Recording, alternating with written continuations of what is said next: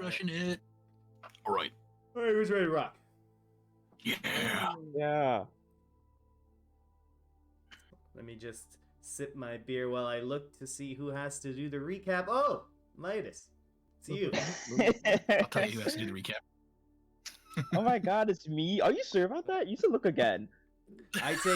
I don't take many notes during these sessions, believe it or not, but the one thing I keep track of is who has to recap. Honestly, you might want to reread it. I think your handwriting is off. But it's okay. Yeah, you're also I drinking on understand. stream, so I mean, how reliable is Exactly. But I understand that you need me to recap because I tend to have the best recaps. So I get it. Grandpas are usually good at, retelling a story. Hey! All right now. I'm not the grandpa. Got him. Neither is Midas. But whatever. You want me to get you want me to recap? You want me to get started? Yes, please. Yes, please. All right. Gathered children. So, last time we left off, we were preparing to leave for Onagas.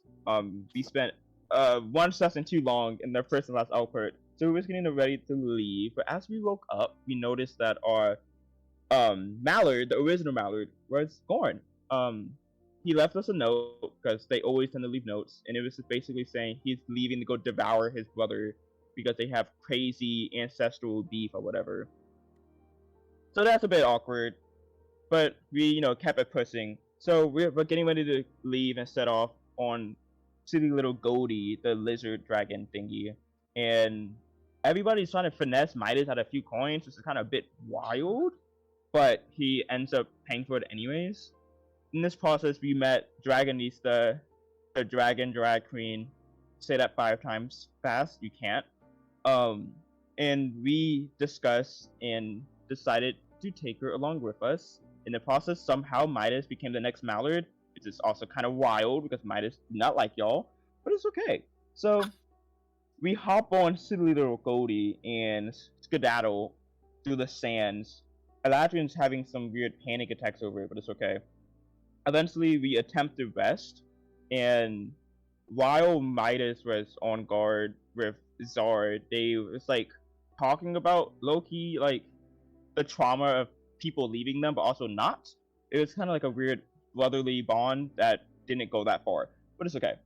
In the process of this, though, one of the silly little ducks almost got attacked by a desert scorpion evil thingy, but it was killed by silly little Kozin.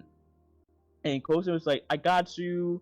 You gotta look out for thingies like this in the desert, blah blah blah. My village got destroyed by desert raiders, and now I am lonely and want to go to Onagas. Can I come along? And Midas, being Midas, extra to him was like, yeah, of course. If you just give me your life and pay for everything, then sure. And that's basically what he did. He said, yeah, sure, got you. Yeah, and he basically just tell us how his village was attacked by desert raiders. We should always watch out for them. And eventually, that was just foreshadowing because guess what? We got attacked by desert raiders, but we destroyed them because hello with the Mighty Ducks, and that's where we left off.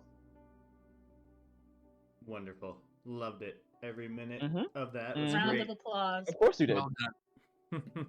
Well done. Thanks, guys.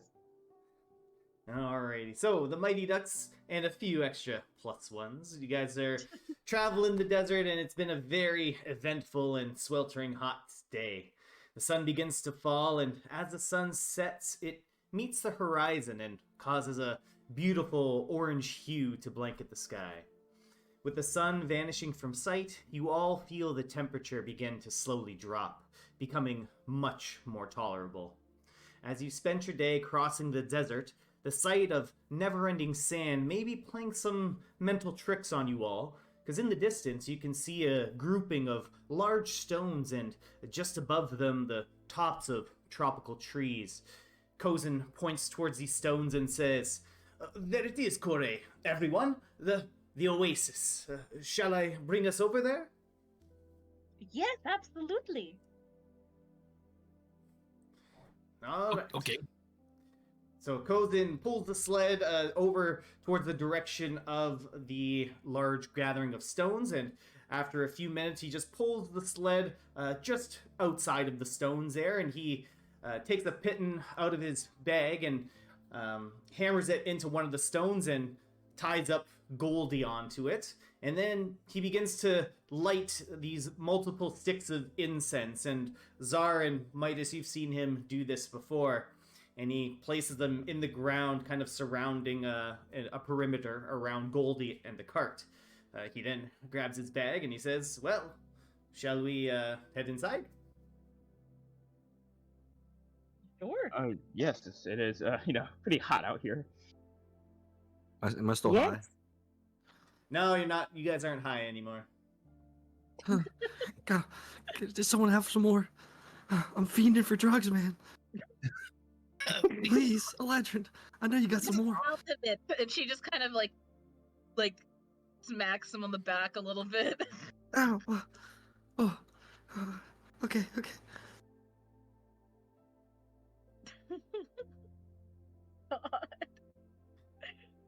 Alright, then Kozin finds the entrance in between the rocks and he beckons you guys forward. And as you wedge yourselves through a small entrance between two of these large red stones that are beside you, you all enter into an area that feels a lot cooler on your skin. An instant relief from the desert's heat as you delve deeper inside this area. Getting into the center of the oasis, there's a pool of water, tropical trees, and patches of growing grass at the base of the trees and around the water itself. The briny smell of salt water coming from the pool is familiar and comforting to you, especially Eladrin. And small little desert critters are scampering about the oasis. There's lizards, bugs, and other very small mammals running around, but you guys are the only people here. What do you do? Can I look for the fruit? Desert fruit? Yeah, Oh, you the can... the cacti patty? The cacti patty? So I'm gonna let you know, Corey, looking for this fruit. It is quite a rare fruit to find. So it's gonna be an investigation check. And Okay. the DC is going to be 17. Ooh. Oh wow! Tell me the DC too. Okay. Yeah. Yeah, that's crazy. Can I assist her? Oh yeah, if you guys want to assist her, tell me how you're gonna do that. Kind of seeing how she's looking, I will form like a magnifying glass with some glyphs from my spellbook, and I'll start looking around as well. All right. I'm also gonna cast guidance on myself. Ooh. Okay. Awesome. Yep. Let me go ahead and roll that because I have no bonuses. Alright. And you can roll with advantage. And Kozin's going to assist you out as well. So just to add a +2 onto that roll with advantage as well. Oh, Oh wow! fire. Okay, well I didn't even need my guidance or anything or Look at shit. that. I guess with his +2, it's an unnatural 20. Perfect. So And I still would have passed even if lower one. awesome. So Nice. you guys, immediately Corey starts looking at all these trees and bushes and everywhere she can just to try and spy this oasis fruit. And at the top of one of the trees, you can see one that looks like it's just, was avoided by someone in the past, as, all the other trees have been picked clean. But maybe this one was like just underneath some of the large like palm leaves that were there and just kind of hidden out of sight. But you're able to spy it up top of the tree. There it is. Can I send Hugin up to maybe like try and pick it off the tree? Yeah, definitely. So Hugin, takes off from your shoulder and flies up to the top of the tree, and he starts pecking at the stem. And after, a little bit of time, maybe almost just under a minute, the fruit begins to fall and falls to the ground. Awesome. Well, I'm definitely snatching that right up. And Corey holds it up proudly and says, "Look, everyone! It's the desert fruit! I can't believe that Drag you found starts one. clapping. That's a very expensive ingredient you have in your hand there. I'm so happy. I can once I learned that the recipe, I can actually cook that dessert. So I'm so happy. I'm so excited. I couldn't have done it without your help. So thank you. Oh well, this is the least I could do is help you guys out. And yeah, Corey's gonna pocket that fruit. All right, so Yeah, one that- Oasis fruit to your inventory. Oasis fruit. Fruit of the gods. Is this the only fruit or that we can find? So looking around, that was the only one that was available. A single fruit. They're very rare, and they get picked clean as soon as they start growing. So you were quite lucky Are we to able find one. to? Yeah, go ahead. Are we able to jump in the pool? Of course. Yes, absolutely. I'm going to get in the water. It is like home for me. All right, are you guys going in with your clothes on, or what are you doing? Drag strips down really quickly and does a huge cannonball. Oh, that's Oh, The dress messy. just slides off of Drag's body, and he jumps into the pond. Very, very refreshing when compared to the last couple of days of being in this desert. She starts I do- doing a backstroke around. I do like a swan dive. Is there a tree next to the pond? Yeah, there's definitely a tree next to the pond. I don't know how deep the pond is, though. Yeah, neither does Eladrian, but he's still gonna climb up the tree and jump in from the top of the tree. All right, He's like, so "Boom." I'll say the tree is probably about like 12 feet high. Okay. All right, so you jump in. Cannonball! All right, and There's like a corkscrew. do me a favor, roll a d20 for me, and pick high or low.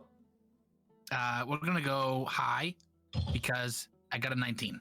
All right, you're safe. Oh, okay. You land, and your butt just like skirts the bottom. Like you don't slam down on it, but it kind of just like the water stops you before you slam down into the ground. Yeah, like when you jump into the shallow end, and you're like, oh, that was too close. Yeah, exactly. Wait for me, guys. I want to come. And Zara kind of start stripping his clothes, fold them nice and neat, place them on the side where you can see it, and then he'll tiptoe to the water. Oh, it's cold. Cold. So cold.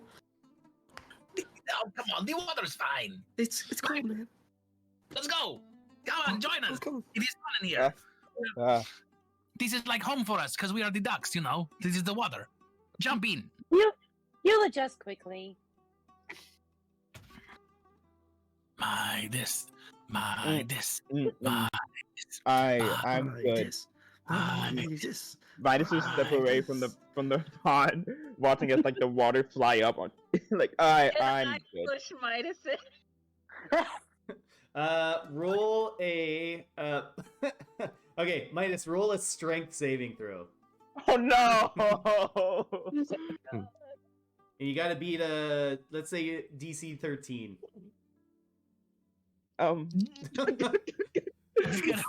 one. Oh, you not only Oh my god! you not only fall in, but you like belly flop, like just flat, fall face first into the water.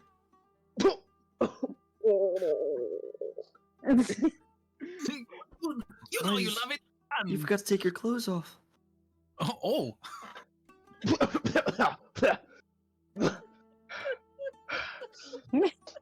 Midas would just be like dripping red. I hate y'all. All right, I'm gonna. Eladrian's gonna swim under Midas, right, and like stand up with his head between his legs and put him on my shoulders. And then as soon as I come up to the top of the water, I'm gonna be like, "Okay, Czar, let us play chicken. I have Midas." What are you doing, Ladrin? Drag, Drag, pick up Zar. We're going to play chicken. Can I get on your shoulders? What? No, Okay. don't. What? She Put swims me over down. and picks him up on her shoulders and stands up at her 7'2". Oh, oh, it's tall. Oh my god. Zar's like a solid like foot higher than Midas is. Like you're basically just like face to face with Drag essentially. Bring it on, little man. Little. You know what, Eladrin? Let's get him. Let's do it. All right, come on, go. Ah, Ah, Zar and Eladrin both roll. Zar and Midas both roll athletics checks. Because I know Oh my Because I know God. you both are great at those. Wait, can Drag reach out and push Midas off? Well, let's. Yeah, you can help because Zar beat him. So, how do you guys knock over Midas into the water? I'll kind of Yeah. like, I'll cover his eyes. That way he can't see. And then Drag just reaches out her hand and pushes him down. So with Midas. he gets Get your nasty claws off of me. with one just large shove, she like just you fly off of Eladrin's back.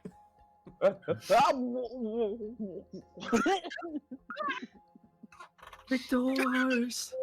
I am now the mallard.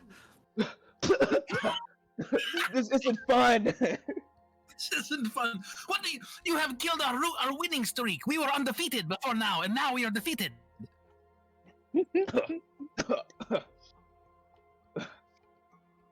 better hope You guys, do you sure I'm you not know how to next make a girl to laugh? watch. Oh, this is hilarious. I love that. You needed some excitement in your life, Granddad. What? Kozin What? chimes This up. is Why? not exciting. Why is he the granddad? What is that all about? I'm not. Oh, I mean, he's just so ancient, you know. He's a very old, frail man. Frail. Yeah, he's like 200 years old. 200. This is Halo 200. I mean, the Do you other want- one over there has white hair. How old is he? Thank you. Yes, but my hair has been white since the beginning. His hair is white because of stress and, like hard times and that stuff. Isn't that right, Pops? If my hair is white, it's because of yo.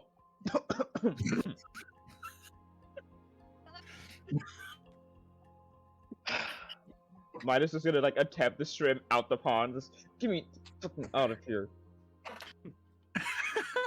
Kozin reaches out a hand for you, Midas. Thank you. These people have no respect. Ugh. So like patting himself dry. And Kozin will go to you. You guys remind me of my family. All the fun and games we used to play together. It's nice to be around laughter again. Can I telekinetic? Can I pull him back to the water? Telekinetic. Oh my god. What's he have to do? Another strength save or something? Please. Strength save of 13.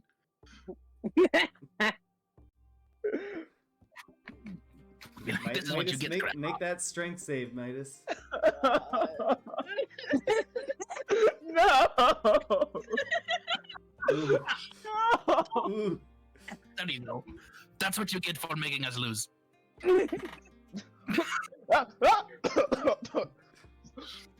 Stop. I'll teach you to win every time, okay? That's enough of the losing. Don't you get distracted by this dragon and this, this guy with horns, this horny guy. You won't have horns for that long.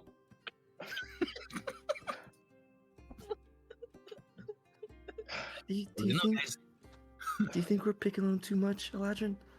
Drag? pick on too much? Yeah. Maybe not enough. We need to do more.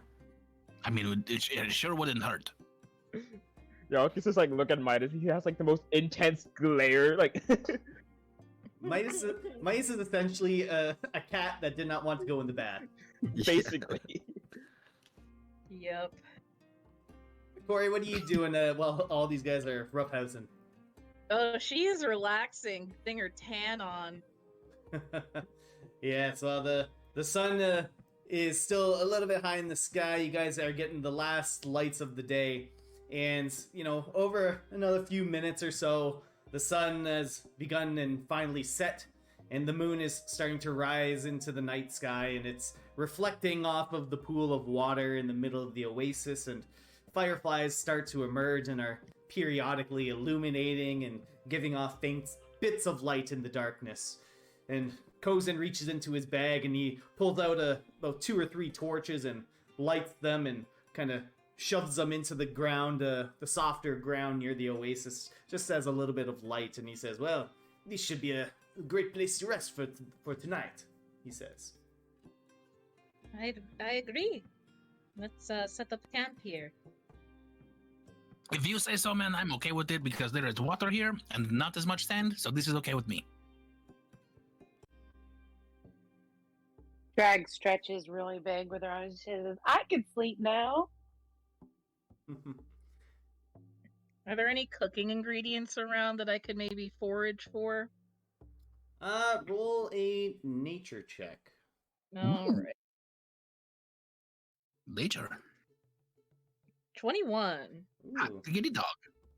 Well, they're not necessarily ready to be used right away. Usually some of these ingredients are dried out first, but you kind of find some fresh herbs. I don't know what herbs you find, but you find fresh herbs that you need to be that are usually dried out, but you could probably find a way to incorporate the fresh versions into whatever you're planning on cooking. All right.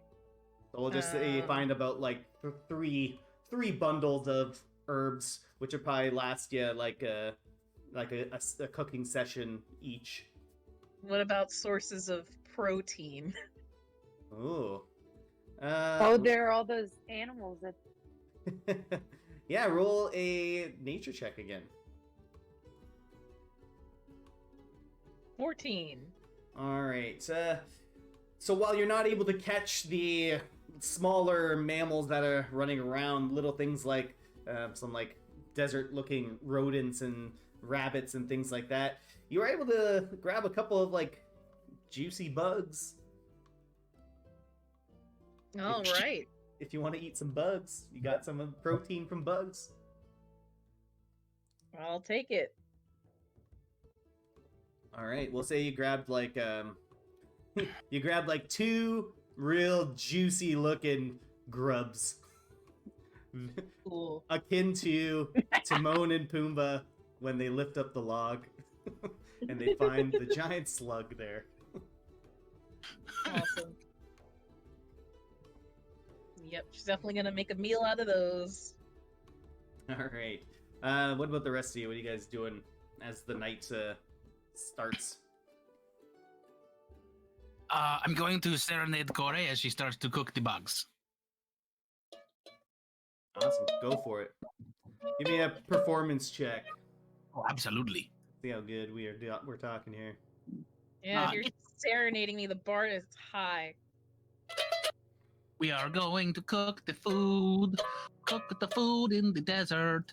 We're going to use the sand for not seasoning because it's not tasty and very gritty. But the bugs are delicious, especially when they cook with your special food seasoning. This song is on Corey's Spotify cooking list. Yeah, it's called lo-fi songs to relax and cook to. Please. So yeah, she serves up some roasted grub for dinner with a nice fresh garnish of herb. Awesome. Roasted grub. So you guys are kind of in the middle of a long rest here. So at the beginning, you guys are we kind of go back to our rules for the long rest. So at the beginning, you guys can use your hit die to regain some health points, and we also have the benefits from Corey's cooking, as well as Eladrian's Song of Rest. So roll them hit die, because then after halfway through this long rest, you'll get half of your maximum hit die back. What are my hit die? I think yours are D8. D8s. Everyone's D8 except for Czar, I believe. Yeah, D6. And I think actually Drag, you're D12, I think. How do you roll hit die? Short rest. Short. Okay, just go to short rest. Okay. Oh, So click short rest and then click the hit die. Got it. Yeah. And how much do we get from Eladrin's and Corey? For me, I will show you. It is a a good amount. I think it is a extra D6. An extra D6. Good. And I think Yeah. 1d12. Corey's is as well. Yours is like if you feed people, it's a D6, I think. For your chef feed. Yep. Okay.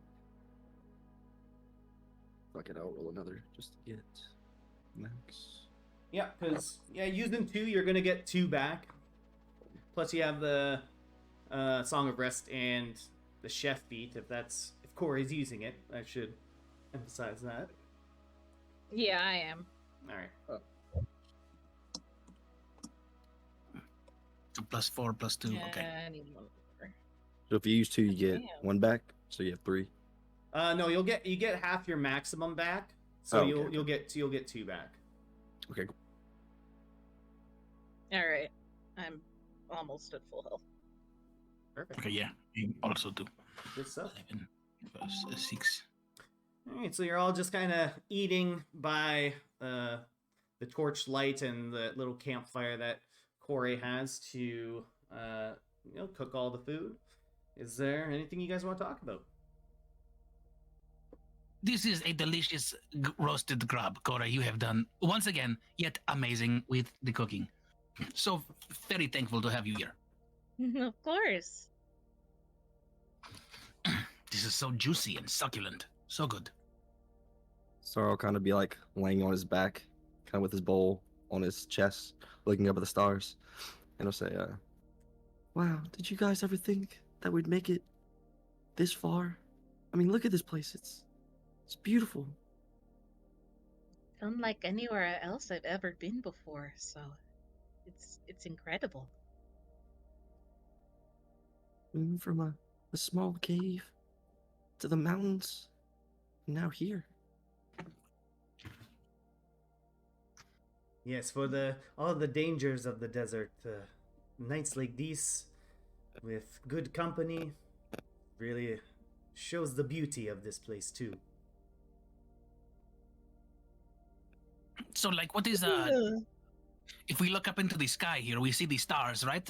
Cousin, are you familiar with what these constellations are? Not familiar with that word. What do you mean by that? You know, the groupings of stars in the ocean. When I'm on the ship, we use the stars to navigate at night because it's very hard to see. You know, in the very dark on the ocean, in the water, lots of that. It's very dark.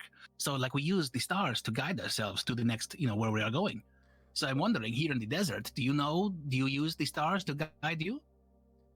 Oh, well, I believe I know what you speak of, although I'm not quite sure what you mean by an ocean. I don't know what that is. But, when I am out in the desert, when I was out scouting for my tribe, I would use the stars to find my way home. And he'll point up to one particularly bright star in the sky. And he says, if I follow that star, then I usually am able to find my way home to my tribe. Very good. Very good. Do you call that star a certain thing? No, I just know that following that star is going to bring me home. You don't call it like, the home star? Or like you're going to run that way? It's like the home star, runner or something like that? The home star. Now that you mention it, that is a pretty good name, my friend. Okay, look at this.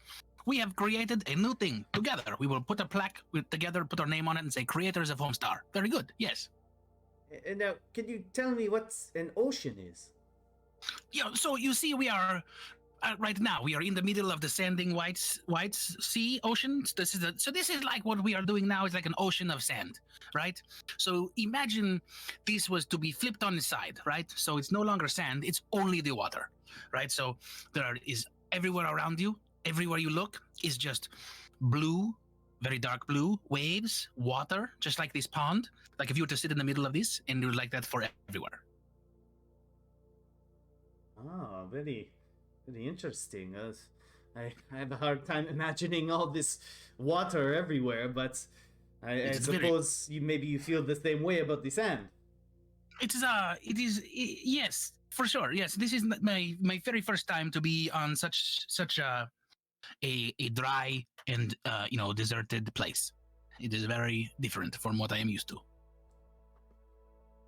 Well, In fact, it's quite the opposite. Is the ocean dangerous? Dangerous. It is probably the most dangerous. We know more about the stars in the sky than we do about what is under the water, right? So it's if we do not know. Every time we are leaving on our ship, going to a new place, it's a new adventure. Who knows what could happen on the way, right? We could get caught in a storm, and the waves could be so big. Like you have seen a sandstorm, right? Here in the desert. Oh yes, many a time. So imagine instead of sand all around you, it is more water falling from the sky. And then instead of the ground staying still, the ground is also moving, and it is moving up and down. It can go up 40 feet into the air. And then you go to the top of the 40 feet and you come all the way down. And then you go up again and you go down and you come down. It's a very, very... sometimes my friends get a little bit, what is it called? Sea sick. Yes, they get a sick of that. It makes their stomach turn. Why would anyone want to go on a journey like that? Sounds very dangerous. Oh, sometimes that is the best part, right? To not know what is on the other side. To be the first to see something, to explore, to discover. Well, I suppose you are right. I mean, I've had similar experiences while I was out journeying the desert.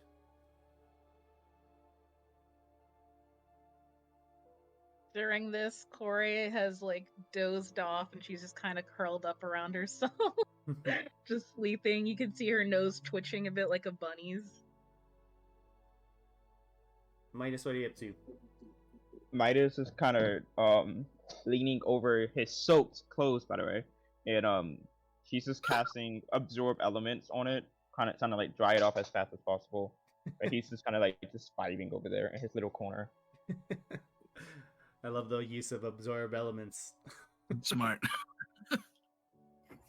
Kozin looks over to you, Drag, and he says, well, I have not seen many of your species before, but I absolutely love your dress. Oh, this old thing? Yes, it looks very comfortable. Oh, yes. And you can wear it like this or like this. You can swoosh it back and forth. Here, I'll just show you. And she does a quick runway walk and then comes back and like sticks her hip out and says, just like that. Oh my, that is a very powerful strut. That has really just captured my attention. That's amazing. You must get all sorts of looks wherever you go. Oh, yes, I'm used to those. Do a lot of people commend you for your amazing strut? Oh, yes.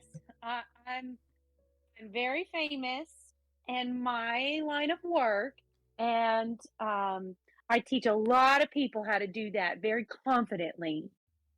Oh, and, what is it that you do? Well, I walk the runway, and I put on shows for people. And are these shows, how do you say, entertaining for the people to watch? Oh, glitterific, yes. Oh, we put glitter and ribbons, and it's all the fun and all the rage, and everybody should come and enjoy a show every now and then. I think we should just call them drag shows. Drag show? I don't know much about this world, but that is one catchy name. Thank you. They're wonderful. I'll invite you to the next one. I could have sworn on some of my travels into Onagas, I feel like I've seen people that do what you are talking about. I believe that there are some people like that that perform in Onagas. Yes, yes.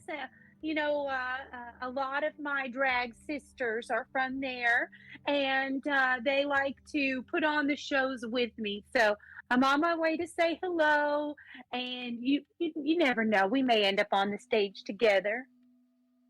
Oh wow, then I'm sure you will really show off your talents then. Oh, it'll be a ball. Zar, what are you up to right now? Tsar is kind of just looking into the sky, and anything's kind of just flying back and forth in like figure eights, and he's kind of tracing it with his finger. And Awesome. Just, yeah, chilling. Eladrian, Midas, Drag, and Zar, roll perception for me.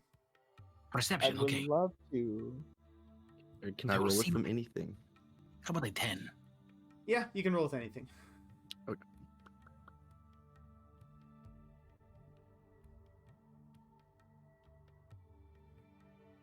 I'm not the most perceptionist right now. Perceptive. What was it? No. I know what I said. Sorry, checking stats. Okay. Oh, all good. Statter. I barely. Sorry. I'm not gonna finish it. Hang on, I got one more. Okay. And it's actually a 19 because I have a +4. Is that for anything, the first one, or you? He gets advantage because of keen. Keen sight. I'll roll for myself. Sorry. There we go. So 18 for both me and anything. All right. So Midas, you're kind of absorbed in absorbing the elements out of your clothing. It happened. Eladrian and Drag, you guys are kind of just really engrossed in conversation with Kozin. And almost immediately, Zar, you and anything kind of like got that symbiotic, just like spidey sense, and you hear something approaching the Oasis from the outside. You hear the faint sound of voices talking to each other in common. And I silently send anything in the direction of the voices to scout it out. Yeah, for sure. And I'll kind of go into his eyes as well. All right.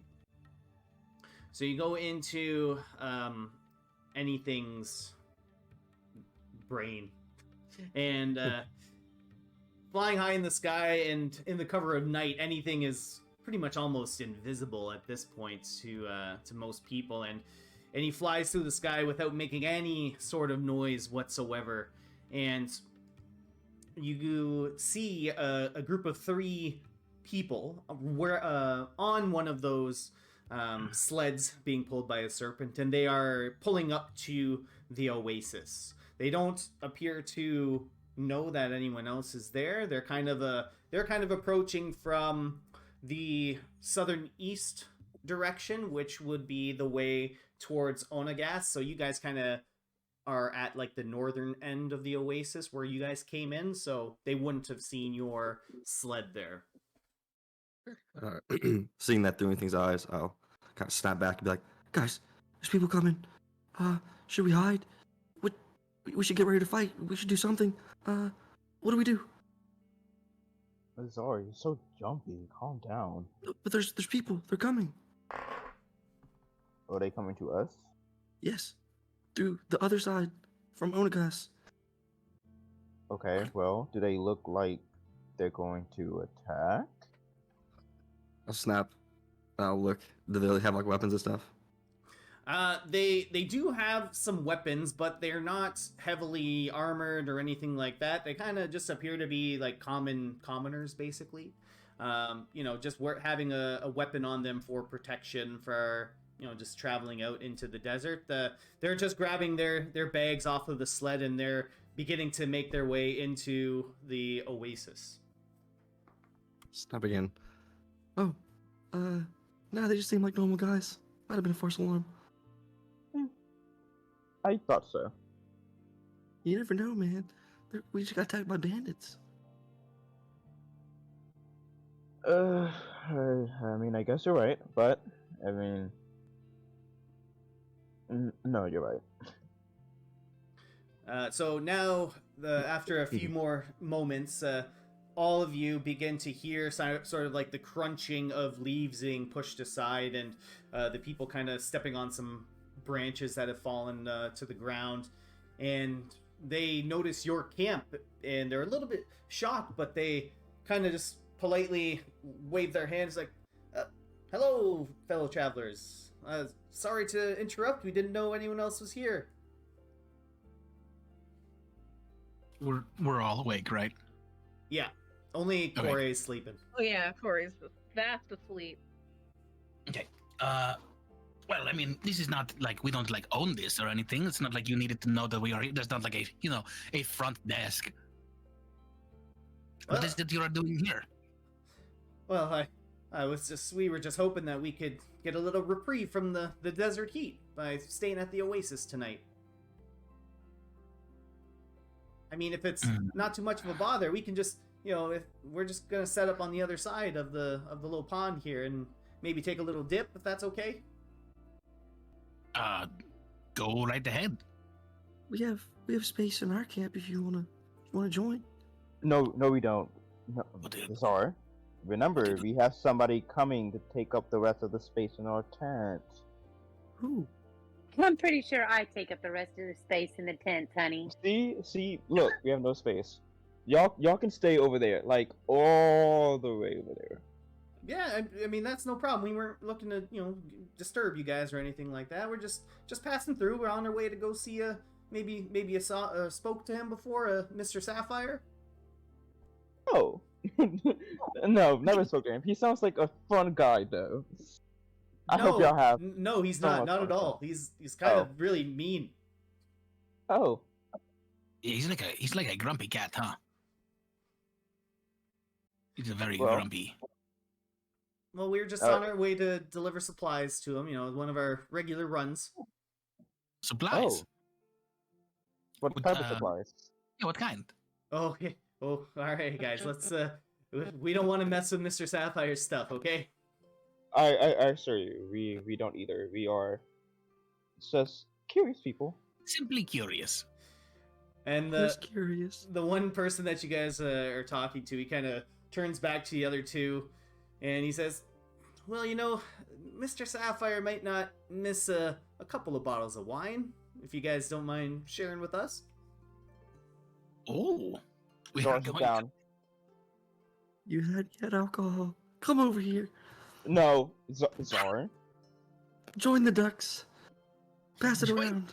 Oh, Maybe that's not the best idea. Maybe you should respect what's his name, Sapphire. Yeah, you should respect him. Who knows what might happen? He might, I don't know, like put his tight grip around your neck or something.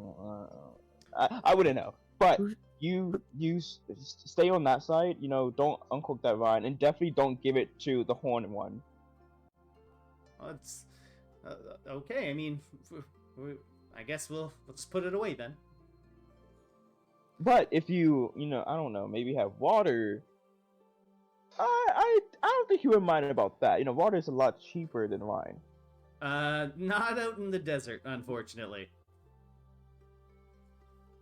I guess you must have like very cheap wine then. I don't know. Me personally, I've only take part of very expensive wines. So, Oh, but well, it's okay. Whatever. well, have you ever had the Onagas wine before? Yeah. Then I you haven't- then you know it's pretty bad. But you want some? I'll get you some. I mean, it's okay. We can I'm split the bottle. I'm good. Once again, I'm on a diet, on a cheap wine diet, if you will. Yeah, stay over there. Okay, very well. No problem. Doesn't mean to impose. And the guys will go over to the other side of the pond, and they'll kind of start a little campfire of their own, and they're just kind of sitting, and you see them uncork one of the bottles of wine and kind of pour some out for each other. Zara's just gonna sit and stare. Midas, can I please go over? No. Sit down. Please? Sit down. You start seeing the one guy that you were talking to start going into a story, and he's waving his hands up really high in the air and kind of like big, large gestures, but they're a little too far away, so you can't hear what they're saying. But then the other two gentlemen just erupt in like a huge laugh, and these guys are looking like they're having a really fun time. Midas. Zord, I will stitch your legs into the ground. Sit down. Can you Oh. keep it down? Yeah, Zord, shut up and sit down before you wake up. Fine. You know who. You know who. Zara, they see you looking over, and the one guy just kind of like holds up the wine bottle and shakes it. Oh, these bastards. How wide is this oasis? Like the pond part? I'm gonna say it's probably like 20 feet wide and like 40 feet long. Like it's pretty, maybe not 40 feet, maybe like 30, like 20 by 30, we'll say. Oh, perfect. Okay. If Midas, I'm gonna try to sneakily, while Midas isn't looking, run towards the pond, and cast Misty Step to the other side. Damn. So Okay. after like, so Midas gets back into like essentially ironing his clothes, and and as soon as he turns his back to you, Zara, you like take like 2 steps, and then you just poof over right beside him. Hey guys, how's it going? Whoa, that was quite the magic trick. Yeah, I got a bunch of those. Oh, I see you got away from your handler over there. Yeah, he's the interim leader right now. It's got a confusing time in our group. Oh well, you need good leadership. That's why Mr. Sapphire rules with an iron fist. Well, who is this Sapphire guy, by the way? And why is my friend so scared of him? Well, I can only assume that he's met Mr. Sapphire, and that's why he's terrified of him. Is he like a... That's all you scary need to guy? know. Well, let's just put it this way. He's rather firm on his prices and does not take well to people trying to negotiate. Well, but Midas is like an expert negotiator. I don't know why he'd have a problem with that. Oh, Mr. Sapphire is a brick wall of a tabaxi, let me tell you. A brick wall. That's a good way to explain that, Cat. Oh, Ladrin, you made it. Hmm? Yes, I've been here. I just followed you. I just walked. Midas cannot control me. Oh, well, welcome to the both of you. And he'll turn over to the one guy and he says, Alphonse, get another couple of glasses. Alphonse? Who named you that? Yeah, My mom? well, You're a mom. I'm sure she's a wonderful woman with horrible taste. That's why my dad left her. That's a story for another time, or at least another couple of bottles of wine. Yeah, let's not worry about Alphonse's family history here. But let's have a drink and let's celebrate our new friendship. My name's Alonzo, and that's Alphonse, and that over there, that's Phil. Phil, and Zalonzo, and Alphonse. Wonderful. You know, if you put all 3 of your letters, the first names of your letters together, you guys are the Zap crew. Oh, we never thought of that. Maybe that's... Guys, I think we got a business idea. We are here with the crew of Zap, Zap, Zap. With the ducks, we can quack with the Zap, Quack. quack, quack, Zap. This is us. This is a song that I have for our special occasion. What are you guys quacking for? What's that all about? Well, we, perhaps you may have heard of us, we are the Mighty Ducks, known far and wide across all of Stellaris as the saviors of Vrendo. The 3 of them kind of look at each other and look back to you guys and say, well, maybe not known all far and wide. We haven't heard of you. That's okay, you know. That's okay. You've heard of us now. Well, I guess that's true. Well, the Mighty Ducks, cool. We're the Mighty Ducks, and you are the Zaps. So do you guys like fly or something? Do we fly? We quack. You know, Ah. I'm working on magic that it won't make me fly. Maybe one We day. also- One day soon. You know, he and his very special book, they are allowed. They are one, and maybe the book can fly. I do not know. Drag, what are you doing during all this? She's been looking around and realizes as soon as they're gone and lets out a huge bellowing laugh, and then starts walking over. All right, and Midas is But left slowly. alone. Perfect. So you're kind of like slowly sauntering over towards the group, and Zalonzo Look at sees you coming. Oh, looks like we're gonna need another glass. Looks like we got another one of your ducks coming over. Well, she's not officially a duck yet, but she's working on it. Oh, well, you guys are recruiting new members? Is that a thing? Is that what groups do? Maybe.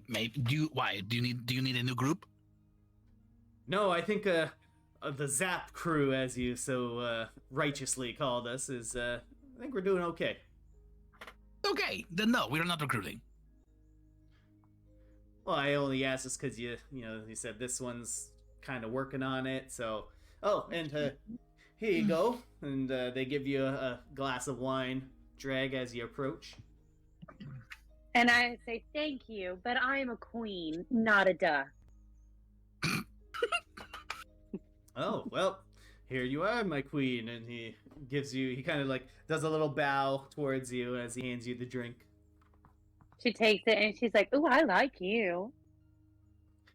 So, where are you guys headed to? Onagas? Is that where you're headed to? Yeah, we're meeting. Or Midas says we're meeting a friend there, but I don't think he has any friends except for us. Yeah, he didn't seem like quite the friendliest guy. He has his moments. I just haven't seen any yet. Bitch.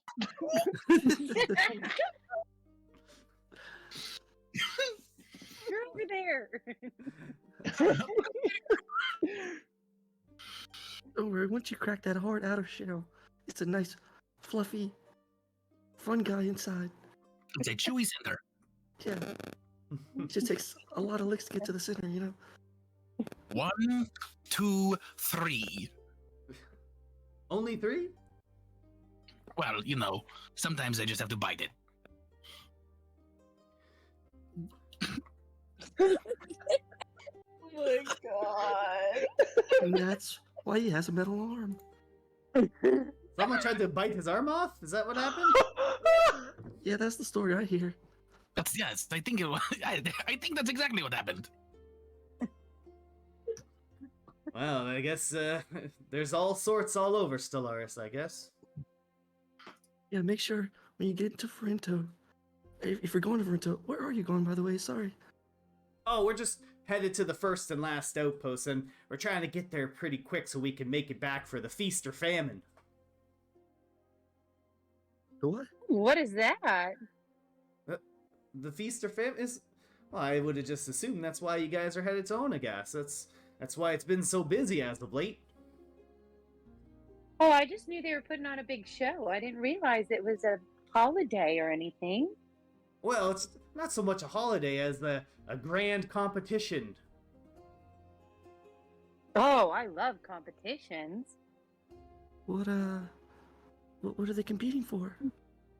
Well, I don't know. It's the Omen that's setting it up, and from what I hear, they're offering quite a big prize for whoever wins the competition. Ooh, I love a prize even more. Yeah, this competition's taking place in about 3 days from now, so we're trying to hurry over there pretty quick and try to make it back. Why do you need to hurry? Well, to watch, of course. Oh, okay, that makes good sense. Yeah. So It's gonna be a You know when huge it's spectator sport. spectators. We are If going. you want to make some money, put some money on the ducks. We're gonna win it all, baby. Some Oh. money on the dog. You guys are entering the competition? Apparently so. Of course. Well, I mean, there's a lot of tough-looking people joining that competition. I hope you guys are ready for it. Do you know the master of ceremonies? Do you know the MC? Who do we talk to join? Well, Phil, who did they have to talk to? I know your cousin's trying to get in on the competition, right? And Phil steps up. Yeah, I believe you have to talk to the Whisper. He's one of the Omen kind of like lieutenants. Usually he's found out in the Pleasure District in Onagas. If I understand, that's where all the fun is.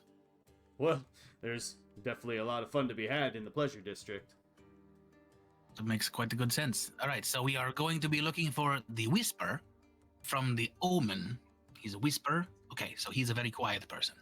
Got it. Do you usually have? Do the Omen usually have tournaments like this? No, this is the first time anything like this has happened in Onagas. It's causing quite a big stir. Oh man. And it's starting when? Like tomorrow or the next day? Well, 3 days from today, so however that math checks out. Okay. Then we yeah, okay. But I mean, if you guys are trying to get in the competition, you gotta make sure you find the Whisper and talk to him. In time. Okay. All right. So, in order for us to get to the Whisper in time, we must probably, take a nap. So, I'm going to go back to my camp over here into the tent, and I'm going to lay down, and I will see you all in the morning. All right. Well, we'll see you later, Blue Man. Thanks for drinking with us. Goodbye. I think I'm gonna join him. Thanks again for the wine and the good time. Oh yeah, not a problem, man. But just be careful when you get down into Onagas, okay? Oh, you don't have to worry about us. But thank you. What do we need to be careful of? Oh, that new drug that's been really running rampant. Oh, do you have any of it? Oh, you came back. Oh, I'm sorry. I heard drugs. well, no, we don't have any of that stuff. It's quite expensive, but it's a new drug that it's only been around for like a couple of weeks now. But oh man, it's taken the whole underbelly of Onagas by storm. All right. Has anybody been harmed by it? Well, from what I've seen, it causes quite well, I mean, the look on the people's faces when they take it, they're nothing but smiles. But I think it messes with people's head a little bit. Kind of makes them crave it, if that makes sense. Oh, I know that. Yeah, it's all the rage in Onagas right now, and not for the better. Phil, what was that drug called? Oh, the new one? I think it's called Verdini. Yeah, Verdini. That was it. Was Okay. there any value to this? Well, I mean, all drugs have some value, don't they? But I guess it just. I think they sell for around like 5 gold pieces a hit. Well, I appreciate that information. As she 500? starts walking back.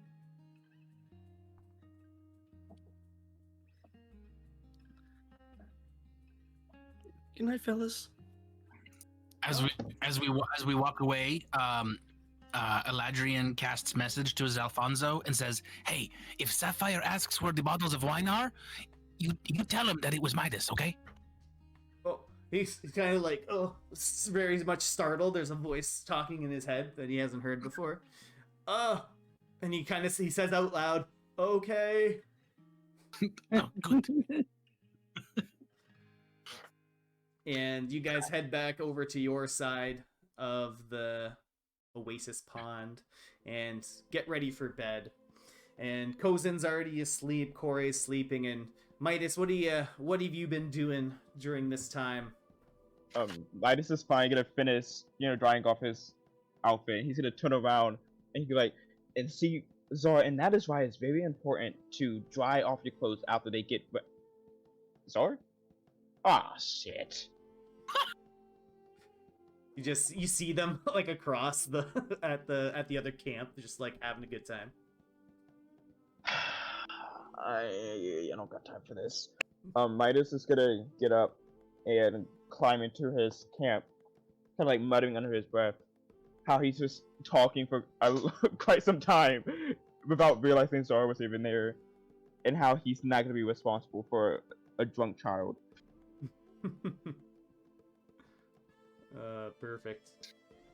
All right, so everyone heads back to rest, and you fall asleep, and you sleep soundly, and you sleep comfortably for like the first night in a couple of nights from dealing with the desert heat.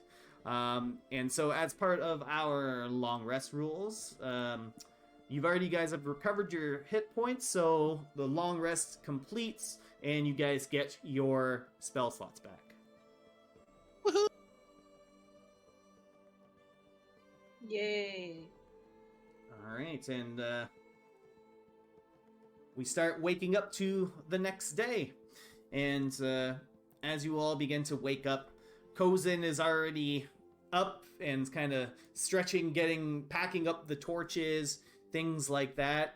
And he's going back to the sled to get Goldie ready to go for today's travel. What about the rest of you guys? What are you doing when you first wake up? Cooking breakfast. Some more grub. Nice. What about the rest of you guys? Sitting, watching her cook, and asking her about every little step. All right, what do you ask her? What are you doing now? What is that you're putting in there? How is that getting hot?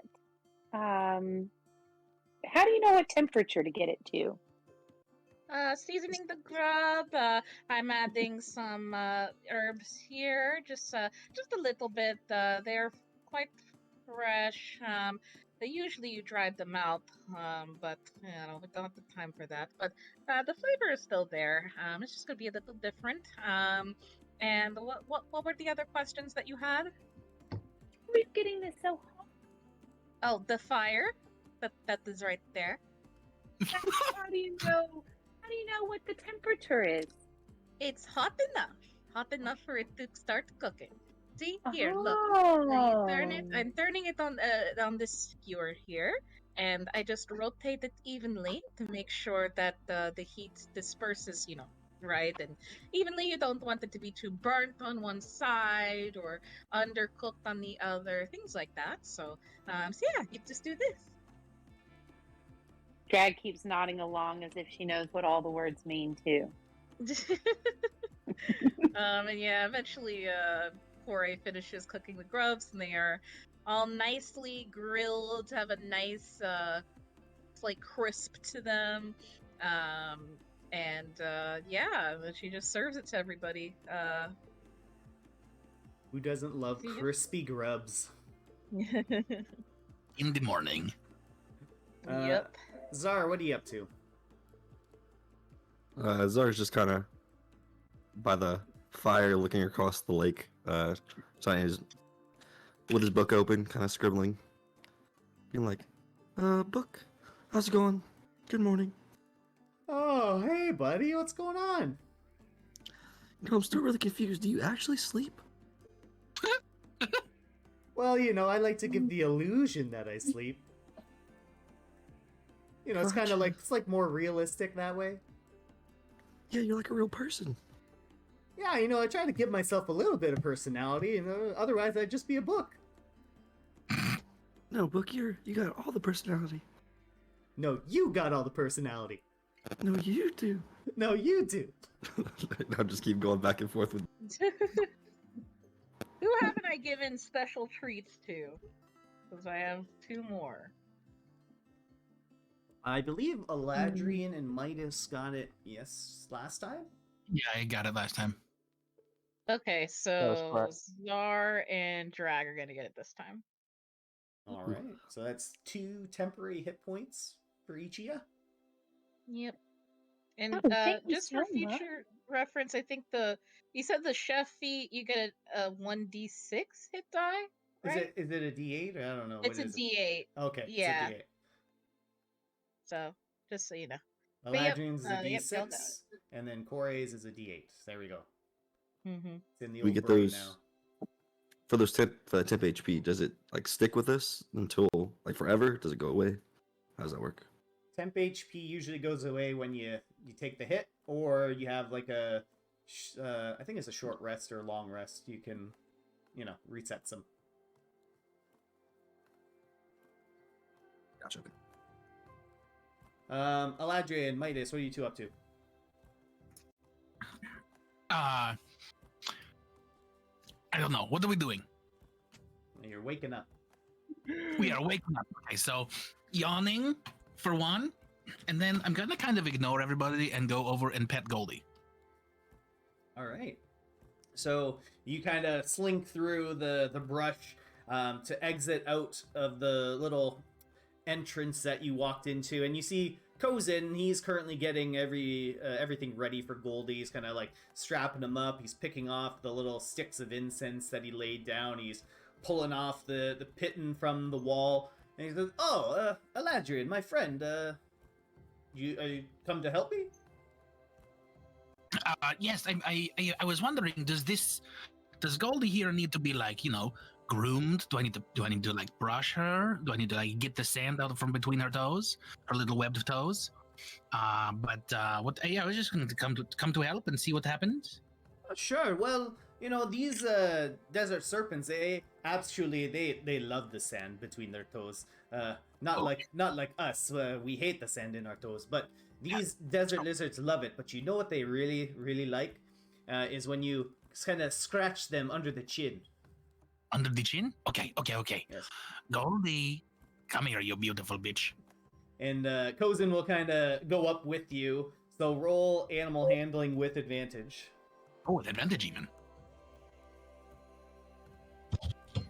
Okay. All right. What do you want to do to Goldie? I want to scratch her chin.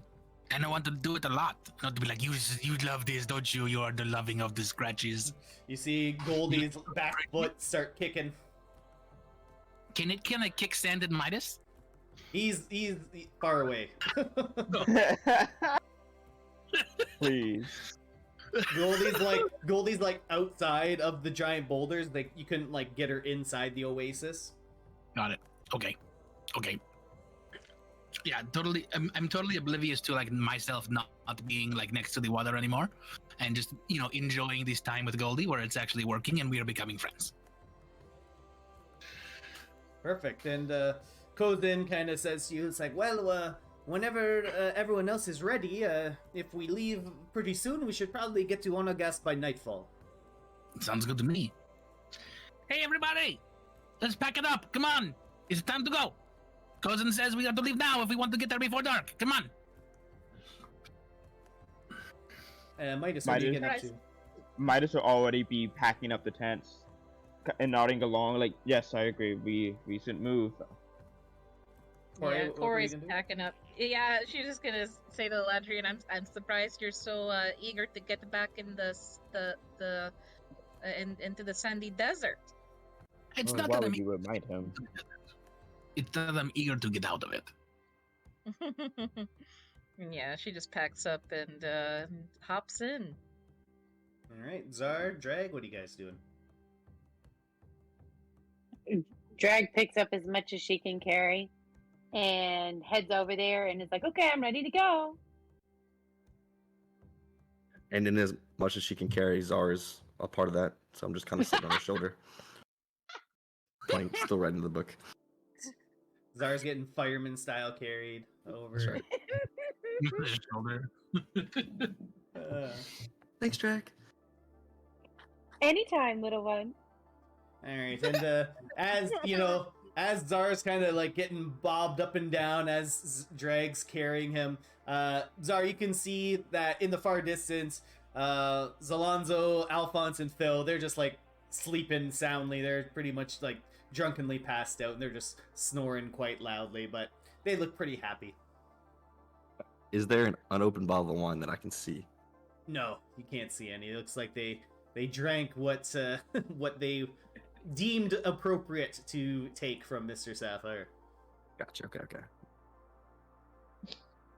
All right. So before we head out, let's take a little break.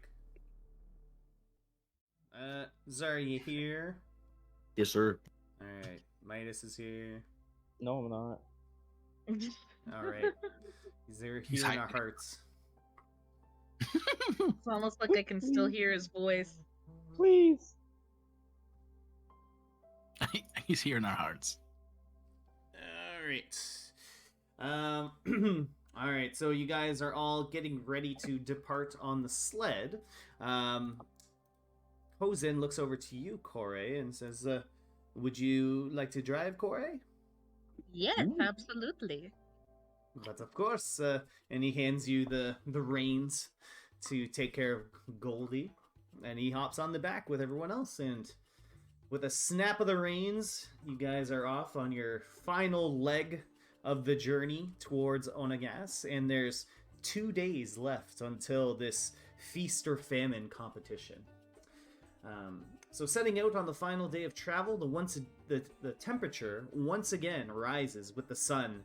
But today, there are a couple of thin clouds in the sky, and every so often, these clouds pass in front of the scorching sun and provides a fleeting sense of relief from the intense heat. Oh, that Oasis would feel pretty good right about now. So as you guys are traveling, I want everyone to make a perception check for me. Okay. Oh, look at that. I got a nat 20. Whoa. All right. And that's 20. Okay. Wow.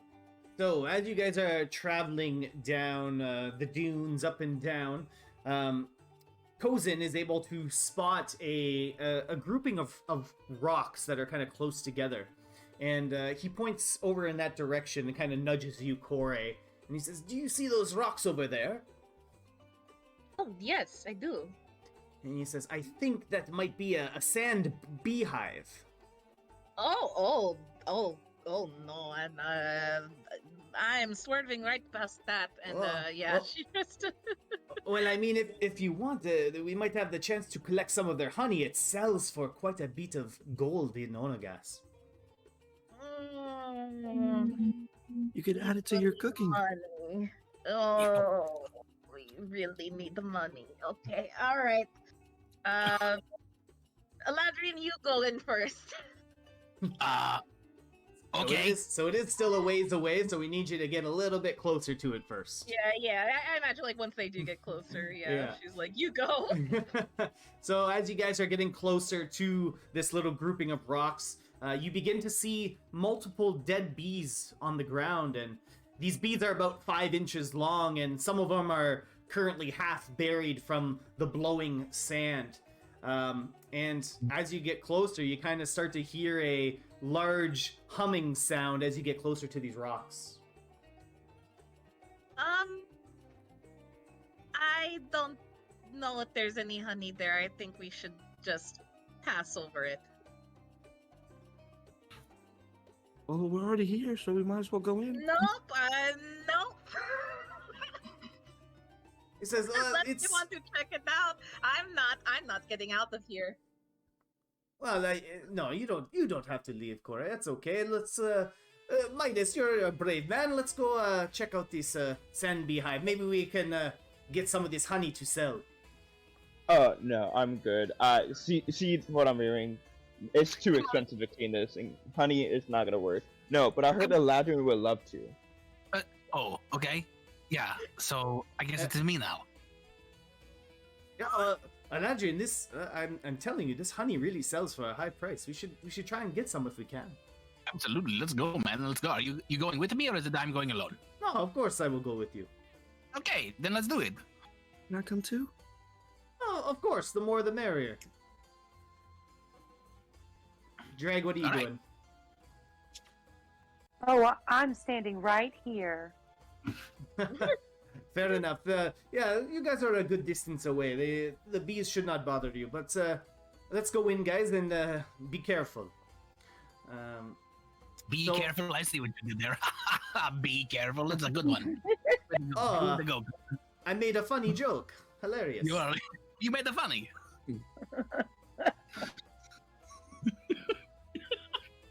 So you guys, the three of you guys begin to walk closer to the rock, the collection of rocks there, and there are more of these bees that are just kind of dead lumps in the ground.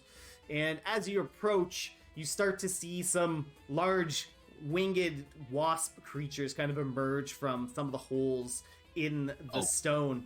And Kozin looks to you guys and says, well, I suppose now I know why the bees have been killed. These damn desert hornets. Desert hornets. You're okay. So this was not told to me before I came over here. You didn't tell me that there were going to be bigger bees. So what do we? Well, shit. How Well, much bigger are these than the bees? So they're like triple the size. Damn.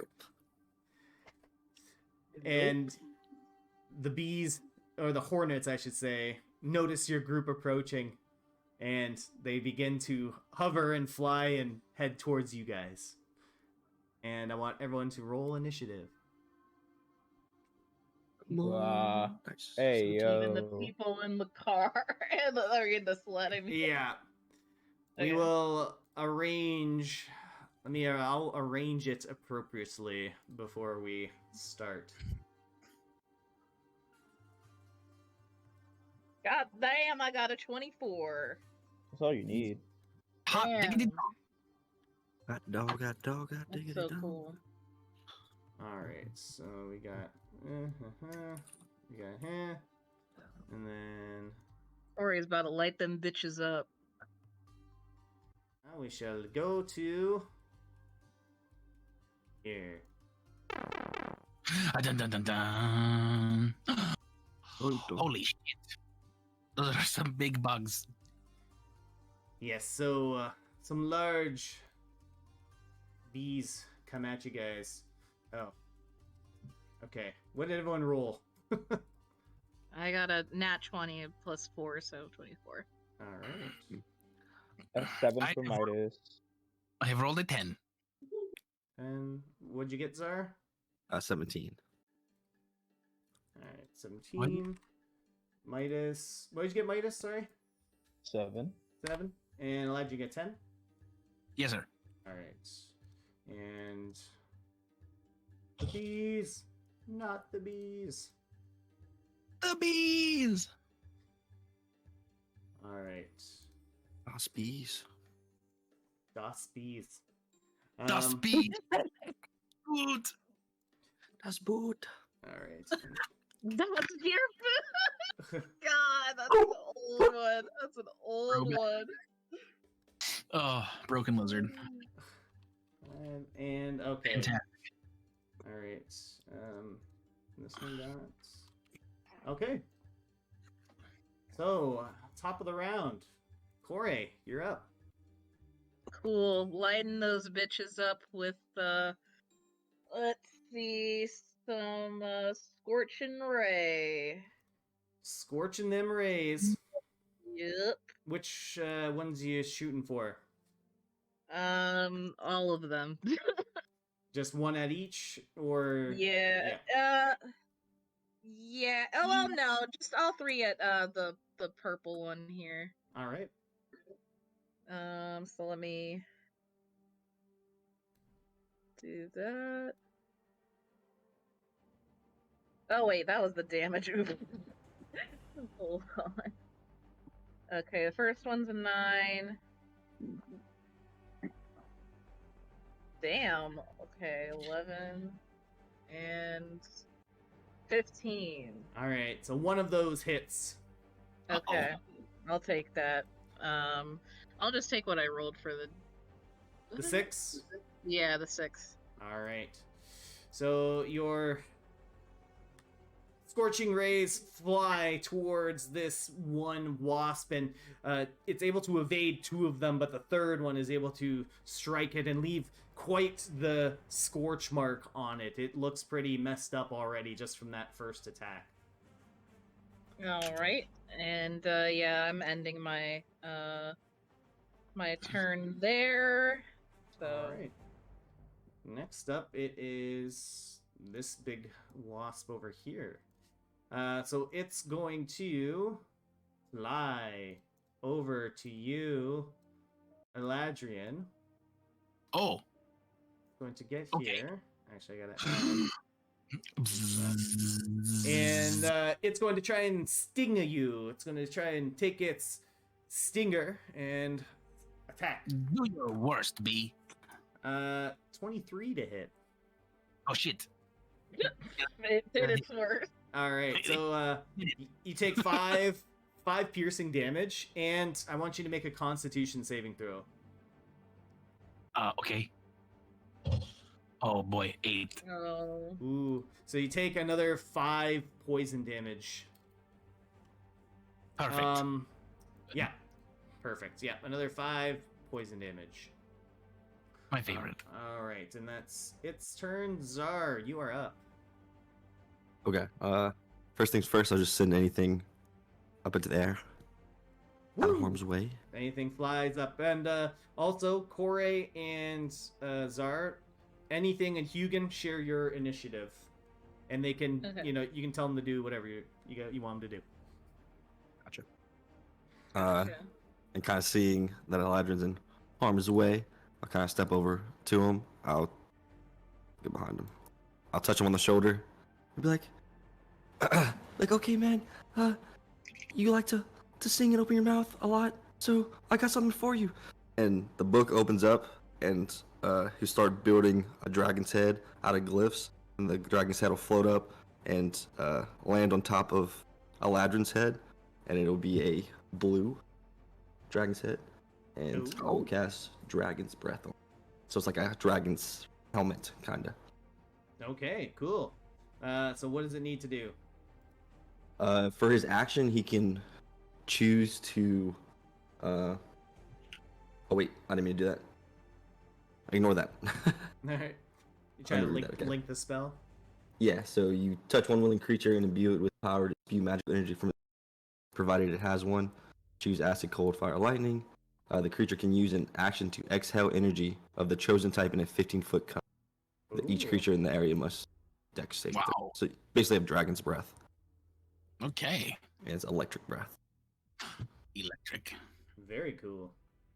We gonna rock down to Electric Avenue. Is that everything, Czar? That's all for me. All right.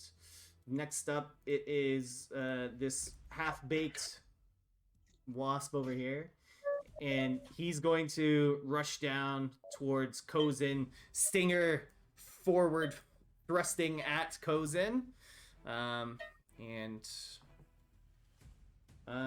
he's going to miss. Kozin is going to able to nimbly kind of do like a cartwheel out of the way of the stinger as this large wasp miss. Next, Eladrian, you're up. I immediately cast Bane at all 3 of these guys. All right. So I'm just gonna make charisma saves. Charisma of 13. Okay. All right. All but one fail. So this one in the back, he fails. This purple one passes, and the other one fails. Okay. And then, so I do that, and I will also give, who's next? Midas, you are going to get Bardic Inspiration. All right. You're so kind. Perfect. No, Next you are up, welcome. if that's everything, Midas is up. All right, quick question: are they to scale? Like, are they acting like large creatures? Yeah. Oh Jeez. wow. Okay. So I think I'm gonna run up there, and then I am gonna, if I can grab my token, that'd be great. I'm gonna go up there, and then I'm gonna cast Thunder Wave, and hopefully get both of them. They have to pass a con save of 13. Okay. Ale. And Yes. one passes. So the one that's actually, the one that's baned. Sorry, one second. Oh, he still passes. Okay, well, if they pass, then they take only half, and if they fail, then they're pushed back 10 feet away from me. All right. Ooh. So this wasp is like flung back 10 feet away, you said? Yes. All right. So that one's pushed back and takes 6 damage, and then the other one only takes 3 damage, but he doesn't move, right? No, he can stay still. All right, perfect. So the one that was pushed away is like its wings are like crimped and broken, and it's like barely even able to stay aloft in the air. But next up, it is this big old wasp over here, and he's going to fly in, stinger primed and ready, and going after you, Midas. Uh-oh. But he's going to miss, as he cannot pierce through your metalness. Metal. Haha, you suck, L. And that's its turn. Drag, you're up. So, Drag does her catwalk over here. And while she's doing it, about halfway through, she does a turn and pulls her trident off her back, into each hand. And she does a little wrist flip as she continues walking forward. And then she walks up to this first bee and she slashes at it with both hands. So, All right, so roll that attack.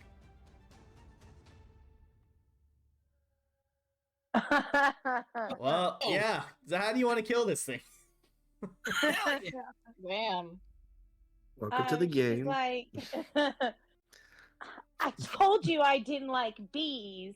And she slashes them one each way, and it just goes in half, in 3, obviously. Yeah, it's perfect. So yeah, you're able to like slash at it with the tips of your trident and kind of cut it down. Even its large stature is not enough against your unbridled fury of the catwalk. Perfect, and that one is dead. Next, Kozin, he kind of goes to the side of you, Midas, and he's going to pull out his glaive and try and strike down against this big old bee. Alright. So he's going to... Alright, with a 17, that will hit. And he's going to do a heck of a lot of damage. He's going to do 11 points of damage. As you see, Midas, you notice this because he's right next to you. As Kozin brings down his glaive, you kind of notice a kind of dark energy, like a necrotic type energy, kind of emit from the blade, the tip of his glaive, as he strikes down against the bee, doing pretty significant damage to it. Holy fuck. And with that, he does like a flourish and then kind of gets himself in a battle position ready to go. And with that, we're at the top of the next round, so we'll have a little bit of battle tactics. So you guys got 1 minute starting now. I'm fired by Eldritch Blast. You're gonna shoot him with the Eldritch Blast. Okay. Yep, And you're gonna get the brown one or the purple one? the purple one. The purple one. Okay. Yeah. Yeah, I think I'm just gonna firebolt the one that you don't hit. You have that dragon's Alright. breath too. Yeah. Aldrin. Yeah. Dragon's breath. I have that? Yeah, I gave it to you. Oh shit, yeah, I'm gonna use that too. It's a 15-foot cone you can blast out. Okay. Is that a concentration? Like, does it stay? Yeah, it is. It's concentration for Is A it minute. just like one use though, and that's it? I concentrate for a minute, and he has it until it runs out. All right. Oh, it's also a bonus action. Oh shit, I could have cast the fucking cantrip. Oh, the more you know. We're learning. All right, let's go. Corey, you're up. Okay, casting Eldritch Blast. That's an 18. Which one you going for? The purple one. All right, roll your damage. All 6. right. How do you blast this thing? Pretty straightforward. Yeah, Corey just like screams, "Get away from my friends!" And then she just you see this big blast come out from her palm, and yeah, just singes it. Yeah, it's the force of your Eldritch Blast just like slams this giant wasp up against the side of this boulder here, and it's dead. All right. Zar, you're up. Yeah, seeing that impressive Eldritch Blast from Corey, I'll walk up a little closer and kind of start forming some glyphs. The dragon's head pops up, and all of a sudden, what's it called? A loud crack echoes throughout the desert as I cast a Witch Bolt, a Thundering Witch Bolt. So you don't even see the bolt hit him. It's just like a quick flash. Question for you: Yes. Is Witch Bolt concentration? Oh shit, it is concentrate. God damn, I need to learn these spells. I am sorry. Double Screw it, so concentration. I didn't know it, so I dropped his Dragon's Breath. Okay. Yep. Sorry about that, Eladrin. It's okay. It was a valiant effort. Next time I'll remember. All right. Roll your spell attack. All right. 17. That'll hit. So how does your Witch Bolt kill this thing? So yeah, just like in a flash, it just pops its head off and it explodes all over Midas.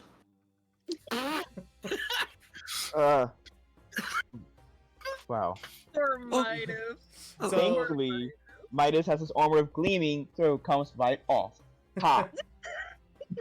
I knew that. I knew that. Seeing the guts splatter on you, but then just kind of like wick off you like those hydrophobic clothes. It's Kozin is like, wow, that is an impressive piece of fashion you have there.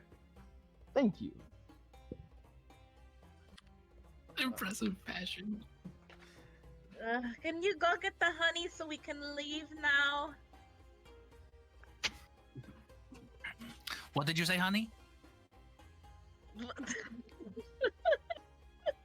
Go get the honey. Oh, you're not talking to me. Okay, got it. So into the thing. We were going to the rock and get the honey. Yes. We're gonna Alright. walk over here. Yeah, and Kozin will kind of direct who's gonna kind of start collecting with him. I will. Eladrian. Me 3.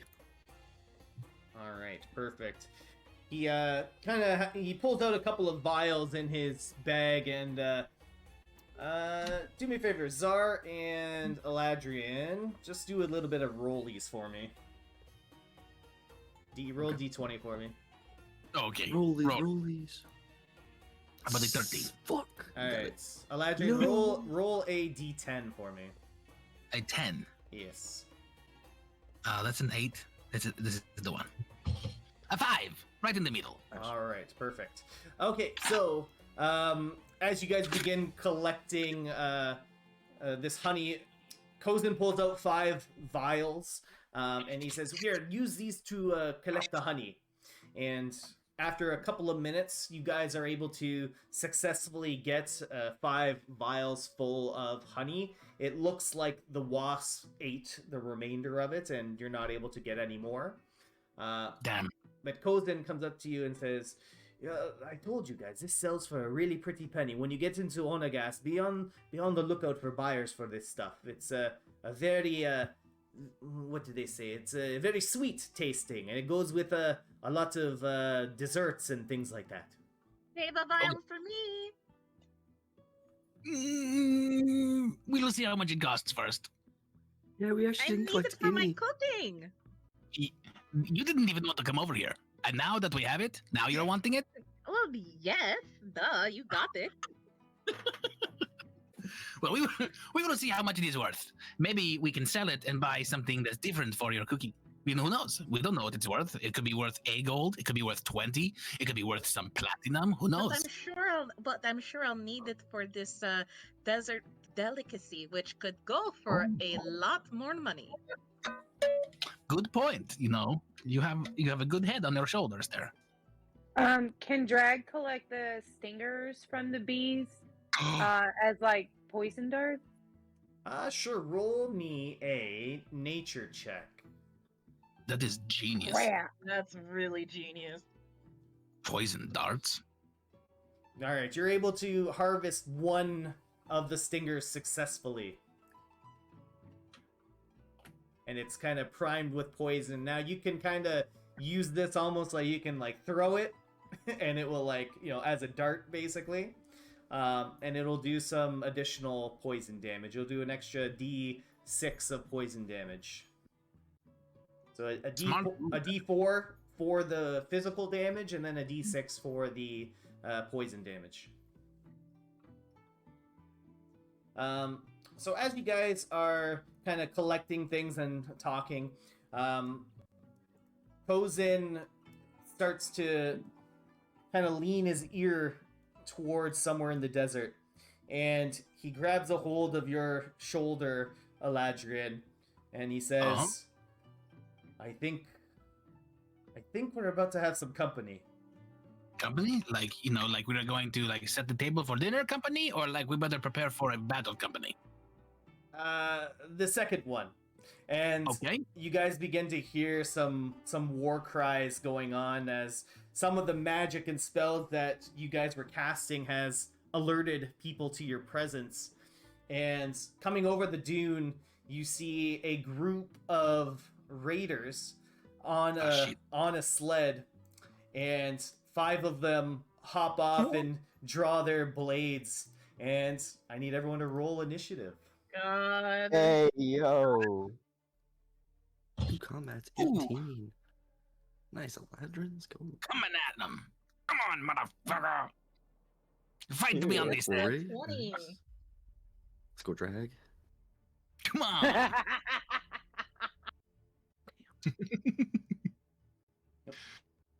On there. Guys on there. This guy. Do barbarians get advantage or initiative, or is that a certain subclass? Huh? I think that would be a subclass. It is okay. Sorry, I was just curious. Alright, give me 1 second, guys. Just getting all their initiatives going. Or you can make it, you know, simpler for yourself and just put one guy in. Yeah, I could. Just one little guy. I could, but you know, it's more fun this way. Well, it'd be fun and More bad. fun for who?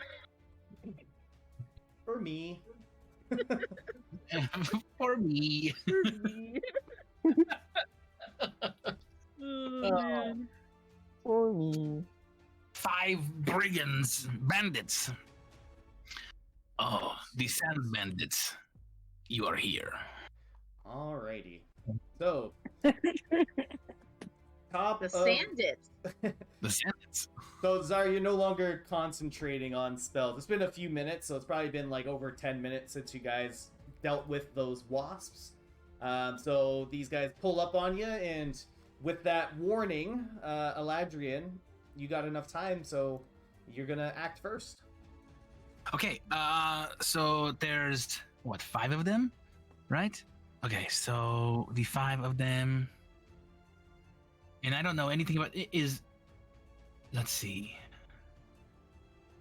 Yeah, so I'm just going to, you know, do the damn thing and cast. I'm going to be like, they're coming, and then cast Bane again at the first 3. So the one in the 2 in the front, and then the purple one. All right. So charisma saves for these guys. Yeah, don't you know? Alright. One fail for this Good. guy. I like it. So fail. Oh, yeah, Bane. Bane. Another fail. Loving it. And one more. Another fail. That's a fail. Yeah. Alright. What are you Alright. doing next? So I have cast that Bane at them and said, "Hey, you bastards, you cannot do the cool things anymore." And then I'm going to go ahead and who is coming up behind me? Corey, right? You are the next one. So I'm going to throw a bardic inspiration your way. Thank you. You're welcome. And then I'm just gonna kind of like move a little bit since I still can. I'm just gonna kind of go back behind this rock here. Just kind of hide. I'm not going to take the hide action there. I'm just going to run back here and kind of duck down. Alright, perfect. Alright, next up is this one individual that is wrapped up in a wide variety of these cloth accoutrements, and seeing the magic cast on his companions, he recognizes the spell. And in a foreign tongue that you can't quite understand, he picks up his staff and starts waving it around as he casts Bless on his 3 allies here, which I'm going to rule cancels out Bless, or the Bane. Because Bane and Bless are like 2 sides of the same coin. Or, Eladrian, I'm going to give you this option. Do you want us to roll against each other? Like a d4 and a d4? It will roll. Alright. I roll a 4. Well, you don't have to roll anything. Oh, damn. Like, I meant, do you want them to have Bane and Bless on at the same time? Oh no, it's okay. If Bless cancels it out, it's fine. Yeah. I mean, it doesn't technically cancel it out, but one's a plus d4 and the other one's a minus d4. So I'm like, they kind of do the same thing. Yeah, that cancels it out. Alright. I'm with it. Alright. I'll just cry behind the rock. I just failed. It didn't work. So you didn't even see what he did because you ran behind the rock. That's right. You're like, oblivious. I got away with my Bless. I'm happy. Or my Bane. I'm happy. Suckers. Alright, so with that, the priest has made his move, and next up, Corey. I cast Shatter on all 5 of them because they Ooh. did perfectly in my AoE. Nice. What do they have to make? They gotta make a con save with the DC of 13, and if they fail, they take full damage. If they succeed, they take half damage. Alright. The Pyro fails. The Cleric passes. This one Scout fails. This other Scout fails, and the big boss guy, he passes. So 3 of them fail, and 1 passes. Oh, you rolled bad. Yeah, I'm pretty upset about it. Alright, so they're going to take 7 damage. So the top ones are going to take 7, and then the other ones are going to take 4. Cool. All right, rounding up. Math. Okay. Alright. Math. Alright. The enemy of all enemies. Alrighty. Next up, anything else, Corey? Nah, that's everything, and I'm just telling Hugin to just defend himself. Alright, perfect. Yeah. Alrighty.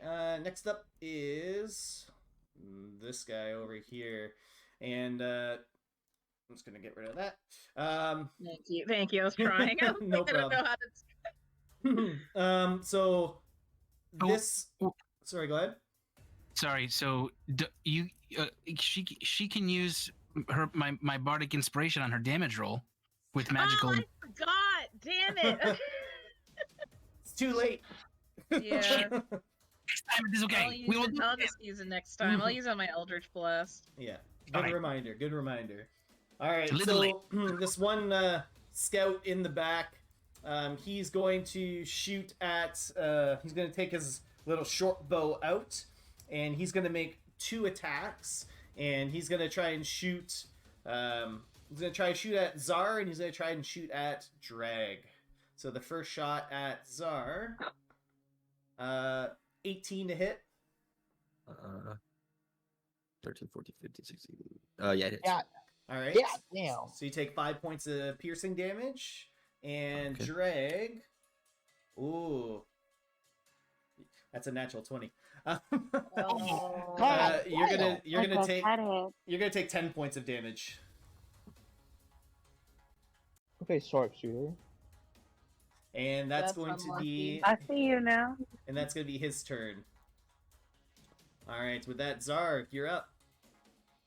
All right, seeing these new enemies, take the book. I'll place my hands down on the sand, and the glyphs will start traveling across it towards Drag, and basically the sand will start forming up and up and up, and I'll cast Enlarge.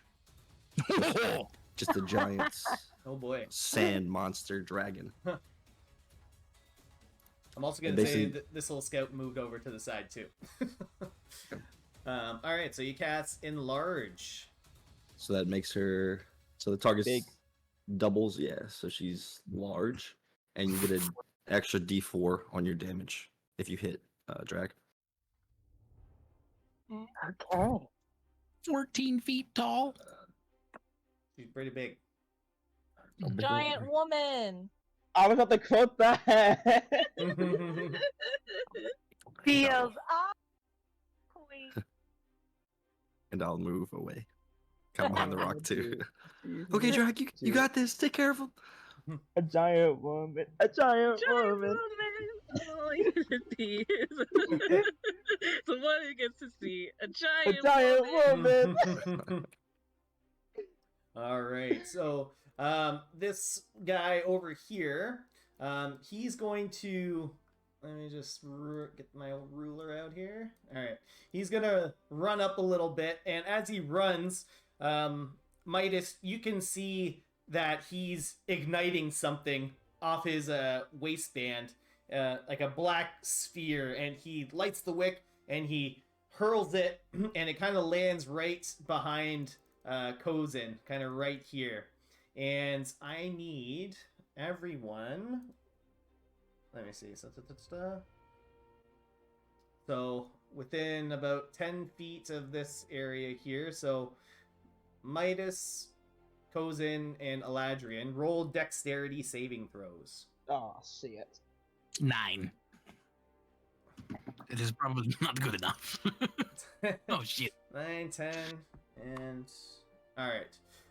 Kozin's fine. He takes he's gonna take 4 damage, but you guys take 7 force damage, and you're also, Midas, pushed back 10 feet. Eladrian, you're also pushed back 10 feet, and you both fall prone as well. Oh, perfect. Oh, shit. So you Okay. kind of get knocked back by this concussive wave. Ugh. Oh, you have to check for concentration. That's what it's saying here for Czar. Zara, did you just add concentration to yourself? Is that why? Yeah. I'm sorry. That's okay. Just to remind myself because I Yep. always forget. No problem. All right. And that's going to be that person's turn. Midas, you're up. Since I'm prone, that's not really fun. Okay, Midas is gonna stand back up and hold out his hand with his metal hand and cast Magic Missile Nice. at, let's see, which one looks the most fudged up? Roll an investigation for me. I would love to. All right. Anthony, DM. Straight up, 2 of them have the same health currently. Like the 2 scouts, so like this one here and this one here. have the lowest Okay. health currently, or they look the most beat up, I should say. Okay. Okay. Cool. I'm gonna go for this. Check concentration one more time, I hope. Just Um, one more. I don't know why it keeps doing that. I I'm I gonna didn't touch anything. go and use magic missile on the one on the scout on the far left. So this guy right here. Yes. All right. So is it 3d4? Yes. It's 3 darts, and all 3 of the darts. Well, let's have the first 2 attack him first, just to see if he dies or what. And then if he's still up, then all 3 hit him. All right, he's still up, God damn. Okay. but he's pretty battered and bruised from that wallop of the magic missiles. Midas is gonna do like a little finger gun moment, like, and move a little bit up. He can't move that much because he was prone, but he is. And as he's like moving up, he's like cracking his knuckles. Even his metal hand is cracking and everything. And yeah, that's it for his turn. All right. Next up, it is this guy over here, and This guy. he's going to run towards the giant person. The I- giant woman. Hiya! That's queen to you. And he's gonna strike out with his sword. Oh, that is going to miss, but he gets 2 attacks, so 2 swings, and 15. Oh, meets it, beats it. All right, so he's gonna slash at you, and you take 5 points of piercing damage. But that's going to be the end of its turn. And next it is this rather larger individual here. Compared to what? Compared to the other guys, more muscly. Because- He's going to run in and get right in between Kozin and Midas here. And he's going to take a strike at you, Midas, with his longsword. I don't know about that one. Cool. Alright, so the first one is a 7. No. The second one is a not gonna hit. Told you. So how do you get out of the way of his attacks, or what do you do to stop his attacks? Midas is gonna just hold his hands up, kind of like an X, with his metal hand on top of his regular hand, kind of like eating the hits, basically. So sparks kind of shoot off of the metal arm as you use it to kind of guide the strike to the side. Drag, you're up. Okay. So I'm really upset. So I am going to rage. And Rage. all of a sudden it comes out rage.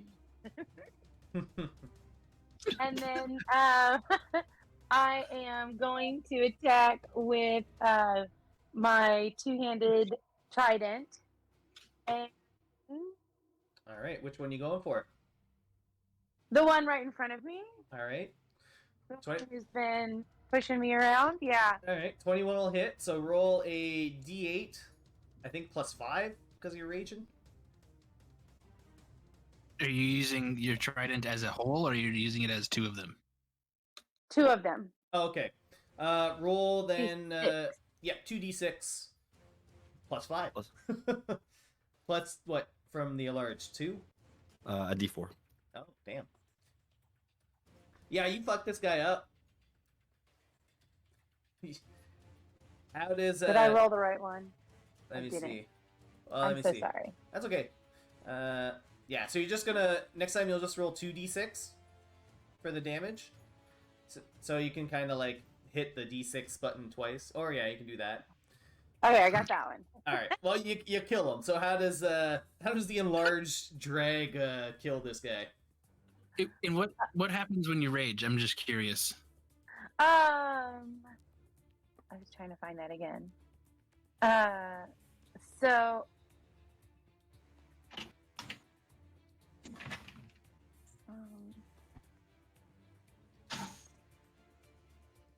I'm sorry, guys.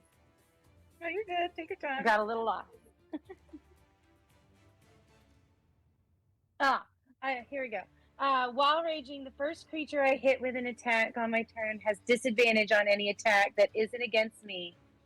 So he'd have to live to do that. Isn't that fine? Wow. You have to live. Yeah. So you're killing him. So Literally and figuratively. So she does a little tap dance and sings "Hit Me, Raider" one more time as she slashes down through his shoulders with the trident. And she's like, "Oops, did I do that?" Hit me, Raider, one more time. all right, and you absolutely smash this guy into the ground with your oppressive strength and overbearing size and your absolute rage. Smash this guy. However, the guy that's kind of in the middle between everyone in this battle master here, he's going to use a villain action, and you hear him yell out an order to someone in the back, and this one scout back here makes a attack. So he draws his bow and he fires towards Corey, actually, in the back. Ooh. So he's going to roll, and it's going to be, what is it? Okay, it's only a 10. Oh, okay, I'm fine. So with that miss, the battle master here kind of also yells out what you can probably interpret as some kind of curse word at his little underling there. But next up, it is top of the round, so we'll have battle tactics starting now. Okay, so battle tactics. Yes. What do we do? What's happening? What do you guys want to do? Quick. There's Okay, no problem so- I can't solve with Eldritch Blast. I would just say Okay. we need someone to target the people who's out of range of the melee users. Yeah. So the guy in the middle, who's taking him out? I'll go for the ranged people. They're out. They're the ones closer to the lizard, right? We could probably leave this guy to Cozen and drag the guy in the middle. Okay. Mm-hmm. Alrighty. Yeah, I'm just gonna keep chopping people. If y'all can go for the top two, I can handle the one on the left. I can get in melee range of him and worry about him. But if y'all can get the other two, they're out of range of everybody else. So Yeah, that works for me. Yeah, my Eldritch Blast can easily reach the top two without me even moving, so... And the farthest one away has already got some hit points anyway, so. perfect. All right, let's go. Eladrian, you're up. Okay, so the guy in the top right, like the darker one, Yep. is it who is the one that shot the arrow? Is it him or the one to the left? No, that's him. Okay. Okay, yeah. So I'm going to cast Dissonant Whispers at 2nd level at him, Oh. and so he needs to make a Wisdom saving throw of 13. Ooh, with a 15, he does pass. Okay, but he still takes 2 d6 psychic damage. All right, roll them d6s. I shall roll 2 of them. 5. Ouch. 5. All right. Yeah. And as a bonus action, I'm going. What? Corey does have the bardic inspiration still. Sure. Yeah, no, I'm going to take my telekinetic shove and shove the guy backwards. Oh, all right. So what does he have So, to do? Strength save? Strength save of 13. All right, he got a 19 on the roll. Okay. So this was a very unfortunate turn for Ladrian. So he sees you kind of lift up your hand, and he immediately braces himself, and your shove just moves him like an inch back as he digs his balls of his feet into the ground as he resists your telekinetic shove. Next up, it is this guy in the back over here. Yeah. And he's going to cast a spell on his commander here. You hear him utter some magic, and essentially he's casting Healing Word on him. Healing word. Okay. What's Healing Word for those who have it? Is it a D4? Oh. What is it? It is healing word is a D4 All right. Perfect. plus their spellcasting modifier. All right, perfect. All right, so you see. Can I say that I used half my movement to stand up earlier? Sorry. Yep, that's fine. Okay. Thank you. If you want to move at all, you can put that in right now. Nah, I'm fine. I just wanted to stand. All right, no problem. All right, so he uses Healing Word on his compatriot here, and then he's going to use Sacred Flame against Midas. So Midas, I need you to make a... What is it? What's Sacred Flame? I think it's a... Dex, I think? Dex or... Dex, one of the two. Alright. Let me see. Real quick. It is a Dex. Dex save. Alright. So as you see him kind of start casting some kind of spell, you notice that there's some kind of heat emanating from your feet, and you're able to get out of the way of the spell. Next up, Corey. Oh, I'm casting Eldritch Blast on this guy over here. Let's see. That's a 19. 19 will hit. Bruh. You Damn it, are you kidding? Bless my Spartacus for thank you. There you go. Elatrian. So add a d6 to it. Oh shit, that's a D. Damn it, that's a D4. Okay, let me. Oh my god! Take the 3. I feel bad. Okay, thanks. I'm rolling so well to hit it and to make checks, but my damage is shit. So your Eldritch Blast goes off and it wings this guy in the shoulder, kind of causes him to do a spin, but he's still standing.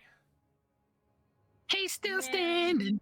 Have to sing that also. I'm curious, what does Corey's Eldritch Blast look like when she shoots it?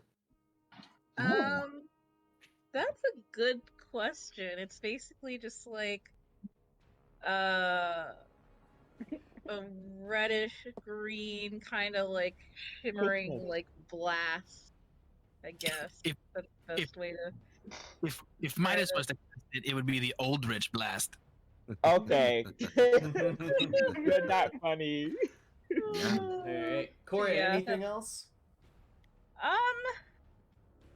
No, yeah, there's not really anything else I can do. Well, yeah, no, there's not really anything else I can do. I guess Shillelagh for shits and giggles. That's a Alright. bonus action, I guess. Do you have do something to... cantrips as a bonus action? I don't think you can, technically, but I'll allow it, because it's just Shillelagh. Okay, cool. Then, Do you have a club or a stick to Shillelagh? To Shillelagh? Do you even be Shillelagh? Let me even see if I have... Yeah, okay. I can do Shillelagh. I have a hammer. Alright, perfect. Perfect. Okay. Alright. Your new Shillelagh. The stick, the wooden stick portion of the hammer grows long into... Oh, wait, can I cast like the A wooden spoon. Like your ladle. yeah, the ladle. Your ladle gets imbued with your eldritch energy. That has become Okay, a very lethal weapon now. awesome. Alright, next up we'll do the scout back here, and since you shot at him, Corey, he's gonna shoot back at you with 2 volleys of a short bow attack. Oh, that's a miss. And, oh my goodness, another miss. Look at that.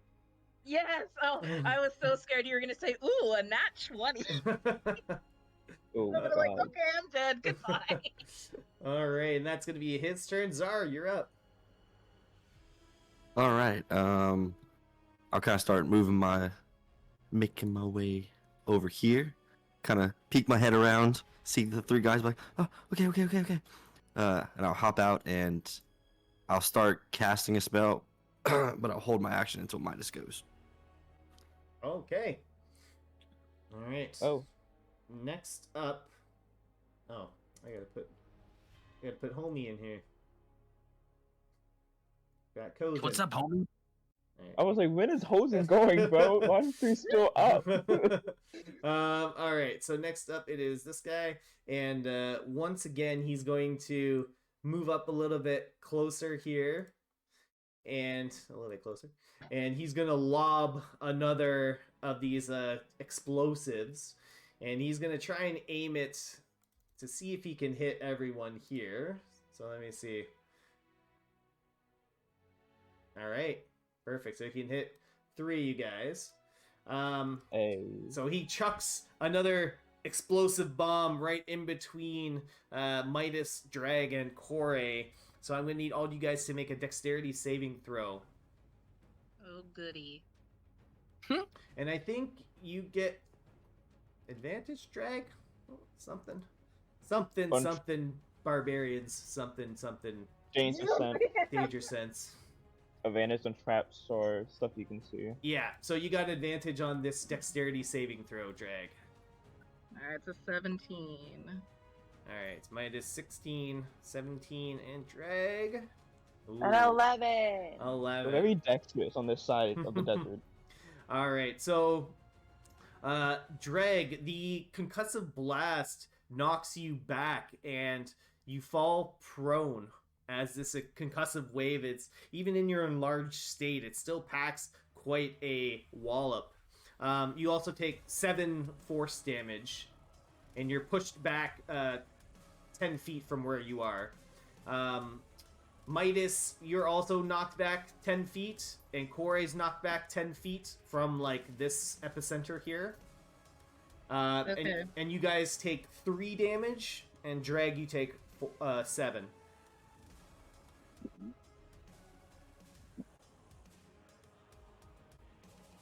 You said it came from Like like right, right here. yeah, right in the middle of you guys. Oh, right there. Okay.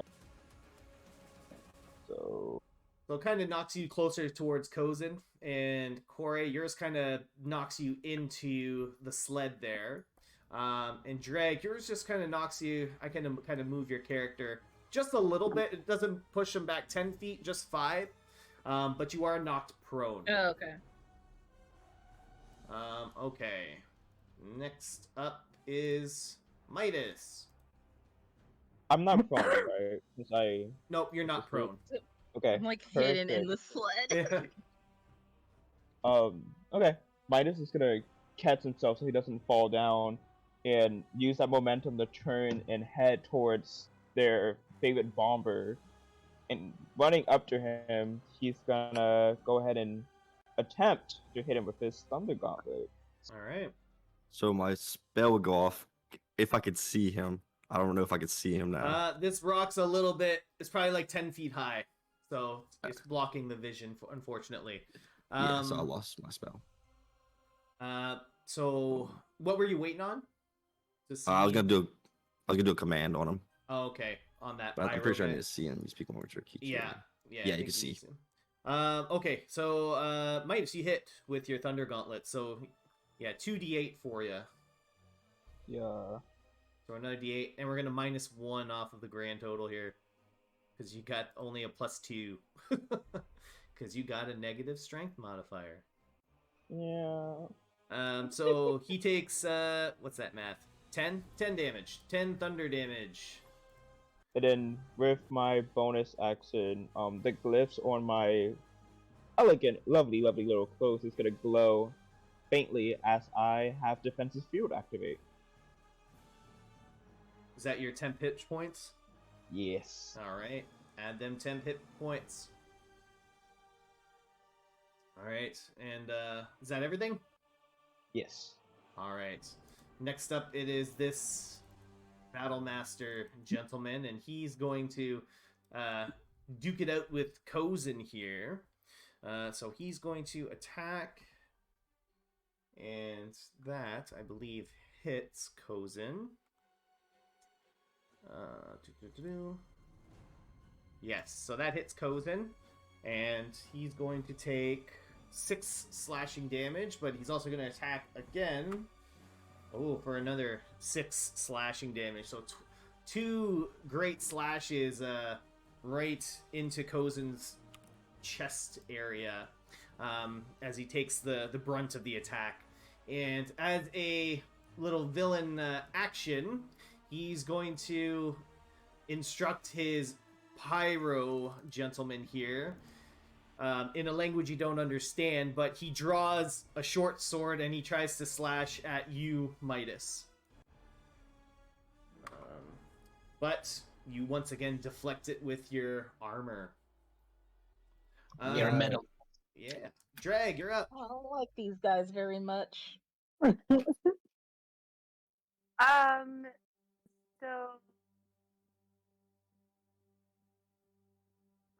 I'm sorry, I was on ruler. So drag catwalk over to this one, Yep. and she hits with her. Hold on a minute.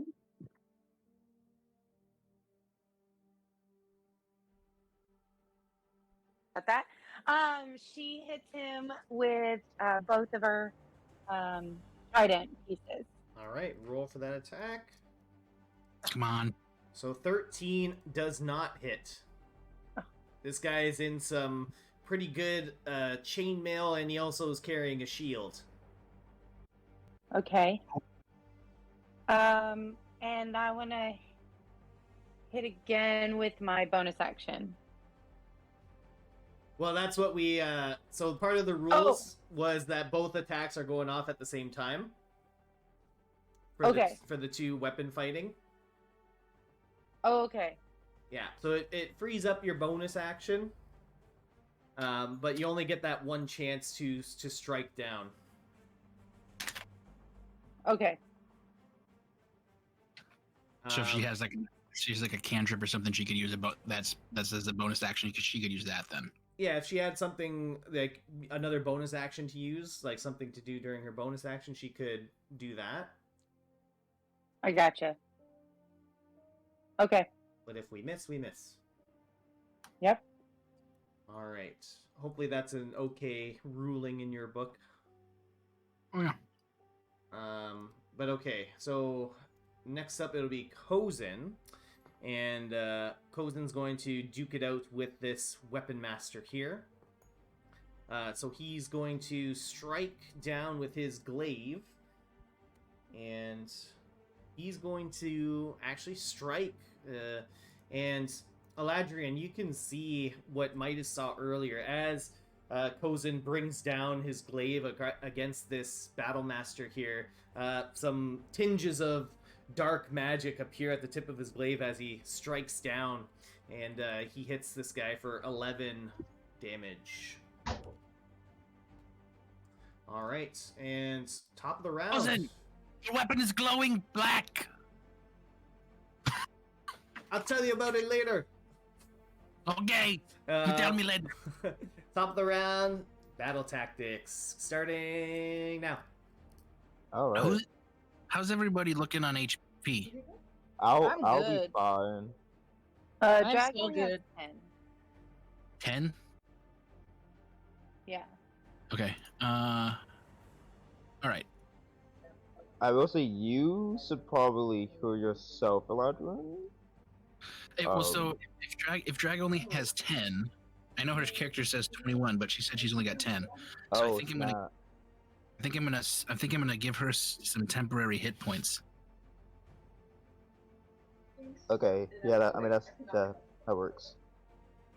And then, yeah, that's me. Alright. I'm hopefully gonna get this guy out so we can not worry about those AoE attacks anymore. But that's what I'm gonna hopefully do. I don't know about y'all. Alrighty. Yeah, I'm gonna just Eldritch Blast. Gonna blast. You do what you can do best. Alright, Eladrian, you're up. I look at Drag and seeing her dress all tattered and torn. I look over to her and I cast Enhance Ability, and I give her the Bear's Endurance. So she will get 2d6 of temporary hit points. So she gets an extra 7 hit points. So she can put temp hit points in it. And if she has to make any sort of constitution checks or whatever, she has advantage on those. Nice. So 7 temporary hit points to you, Drag. Anything else, Eladrian? Yeah, I'm going to try to shove this guy. I'm going to, so they that one needs to make a saving throw of 13. What's the distance on that telekinetic shove? Oh wait. So I'm going to move closer. No. Okay. And then I'm going to do it. All right. Are you pushing them back or pulling them forward? I think you can choose. I'm Right? going to push it back, and try to make it like trip over the sled. Alrighty. So it's a strength save for this guy. Strength of 13, All right.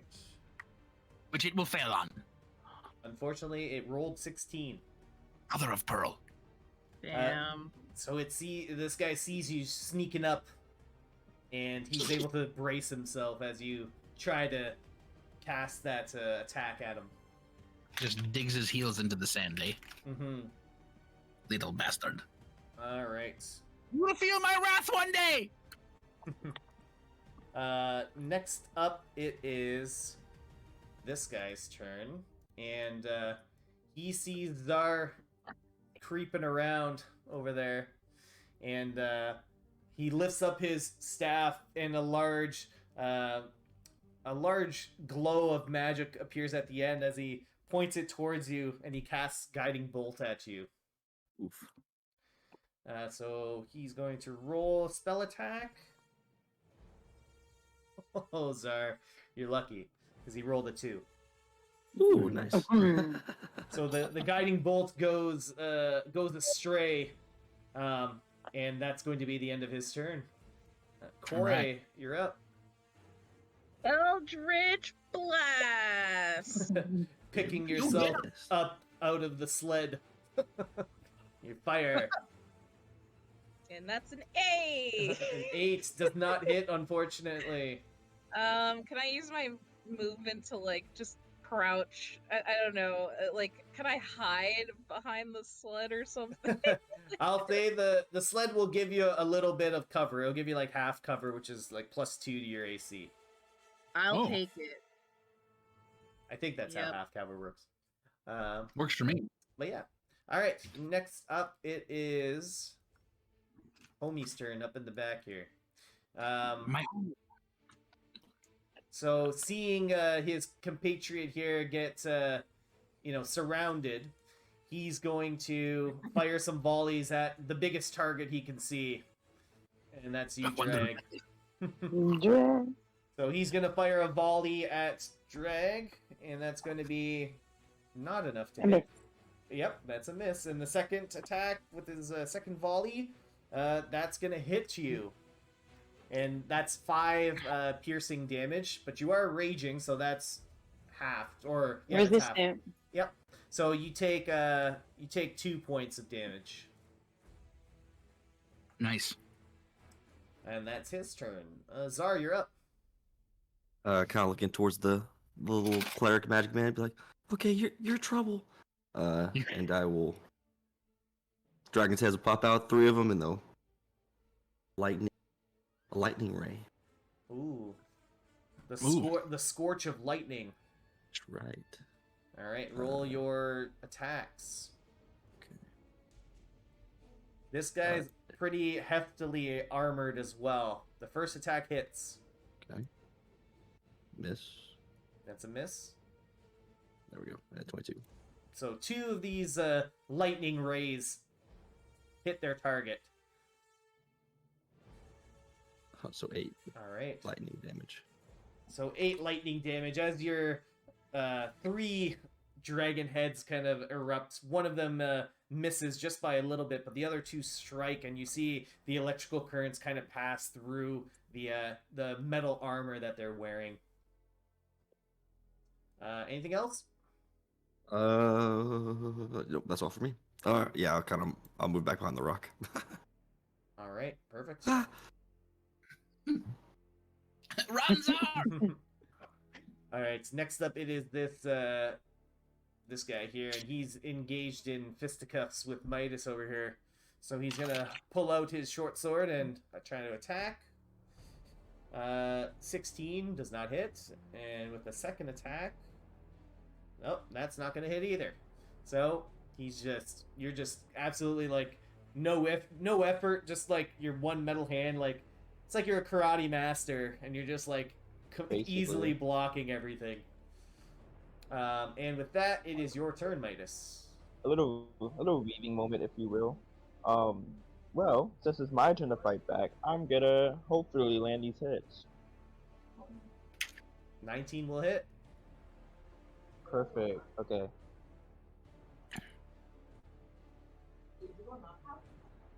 So 11 plus 2, right? I think is that. Oh yeah. All right. No, it added the. Okay, so you did that already. So it's gonna be plus 2, but it's enough. How do you take this guy down? Muhahaha. Gonna punch him in the gut with the first hit, and then when he kind of lurches over, I'm gonna use the second hit to like punch him down into the ground, like a overhead smash. So Bang, moment. his head buries like an ostrich, and he just goes limp, and he's dead. Bye, And then- loser. With the rest of my movement, I am going to use this adrenaline to move forward to homie over here. All right, perfect. Next up, we got this this big guy here, and he's getting surrounded, but he's going to try and strike out at Hosen, who did some damage to him last round. So, oh, that's gonna miss. Next attack. That is gonna hit. And he strikes at Kozen, dealing 6 slashing damage. So Kozen takes another mighty blow across his chest there, and with his reaction, he's going to yell back to his archer one more time to unleash an attack, and he's gonna try and shoot another bow at you, Drag. Another bow attack. And that's gonna be an 18 to hit. But you resist it, so you only take 2 points of damage. And Drag is up.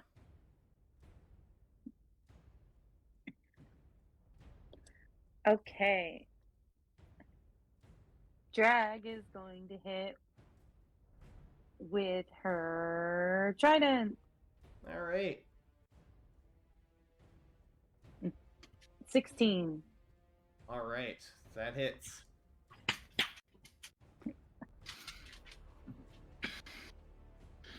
Roll that damage. That'll be 2d6 plus 5. Plus 5. Yep, so 11. Awesome. Nice.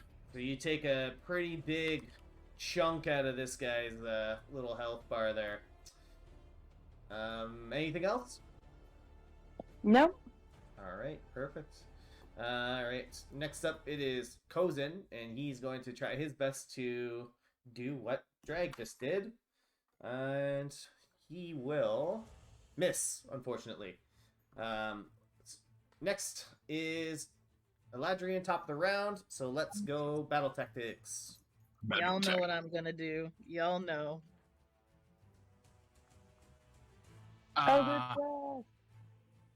Okay, so should we try to command one of them and be like, mutiny or some shit, or like, I don't know. All these guys are looking pretty beat up. I was like, at Cool. this point, I feel like we might as well just finish the fight. I feel like that spell slot can be used for like anything else, in my humble opinion.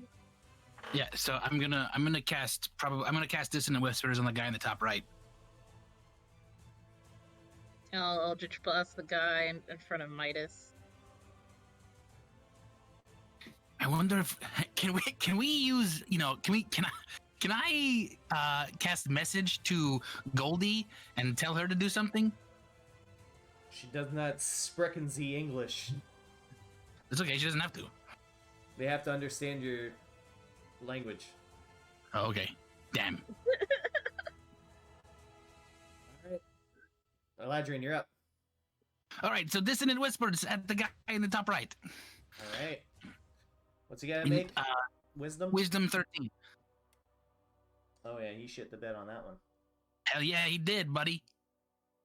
All right. Oh, by the way, I cast it at 2nd level, so he gets a 4d6, so a 14 to him of psychic damage. All you see is him clutching the sides of his head as blood starts kind of erupting from his eardrums, and he collapses down to the ground, dead. Yeah, that's right. Don't you fuck with my loot. Oh my god. Alrighty, so next up it is this guy in the back here, and he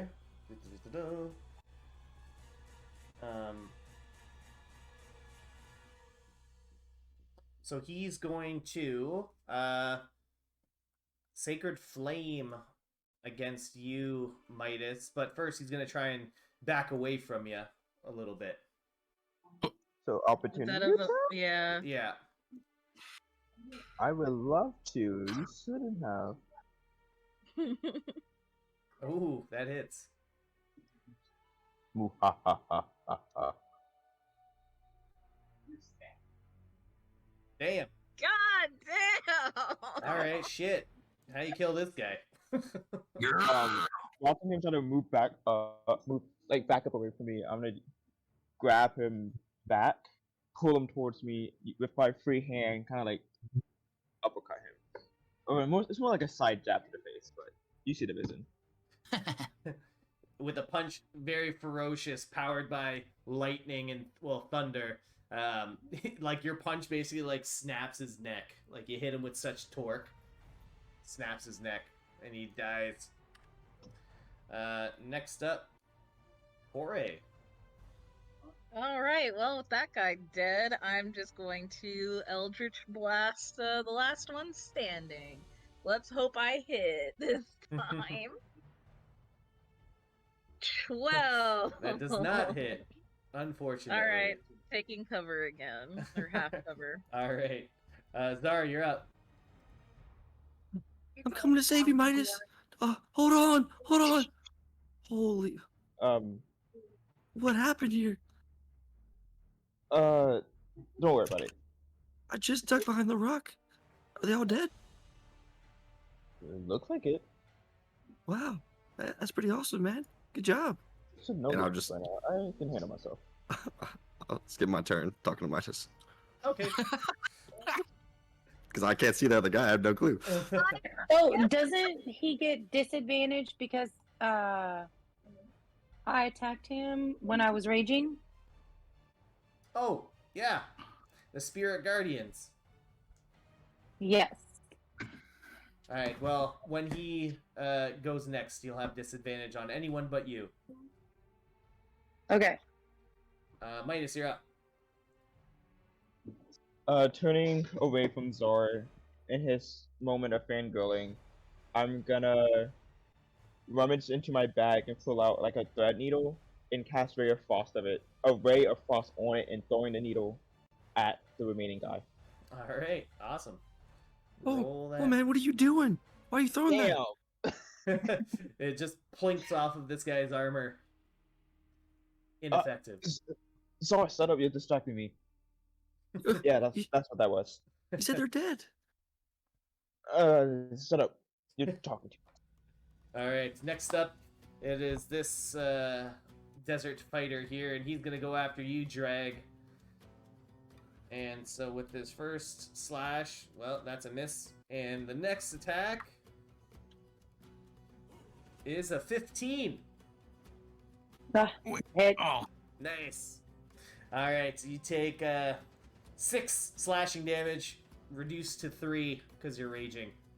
nice. And with his reaction, he's going to yell a command to the serpent that is holding on to their sled, and you guys see the serpent take off and run away. Oh, All right, next up, Drag, you're up.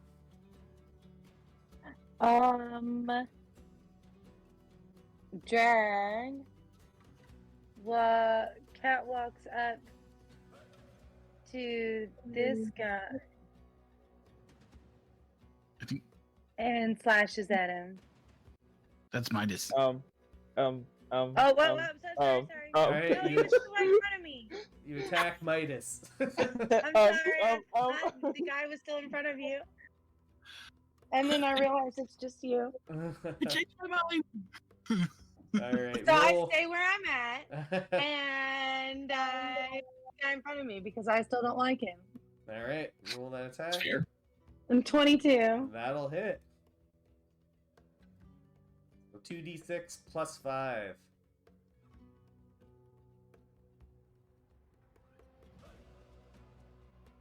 All right, 9. 9.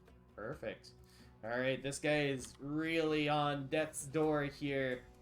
And with Kozen's turn, he's going to pick up the glaive and successfully able to strike down, ending this gentleman's life as he collapses down to the ground, and Kozen plucks out his glaive out of the dead body. And with that, you guys have finished that fight. Period. Yay! Kozen will look at the dead raiders at the ground, and he says, "Well, I'm very happy we were able to take out those raider bastards." And he spits on the ground in their direction, and he says, "If only it was Zavathul that we killed." Who? Zavathul, he is the most recent leader of these raiders. He was the one responsible for ordering the attack on my village. Zapatur. And this is the one that attacked your village, okay? Okay. And so is he... Do you know about how many, followers he has? Well, from my understanding, he's only been around very recently, but he's quite the combatant in battle, and he was able to defeat one of the oldest and longest reigning desert raider leaders and take over his take over his position. And with that, he's just been amassing a force of raiders ever since. Goodness.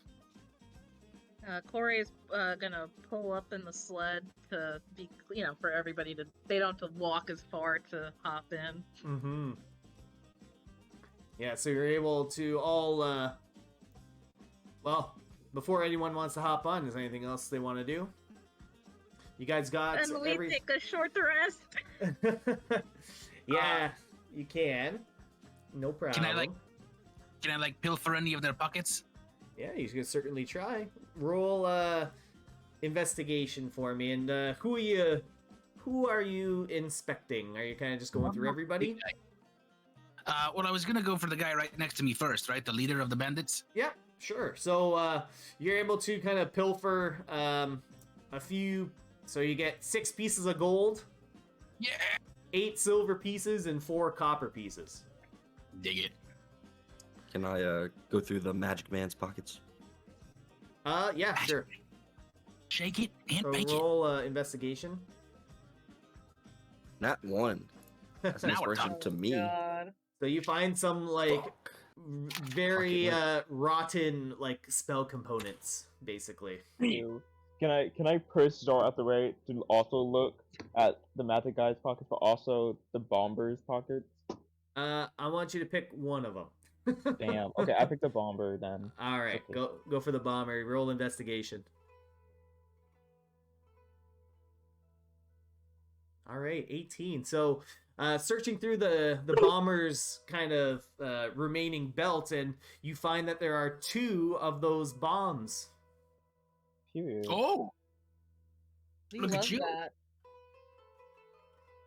So you can take those 2 bombs if you so choose.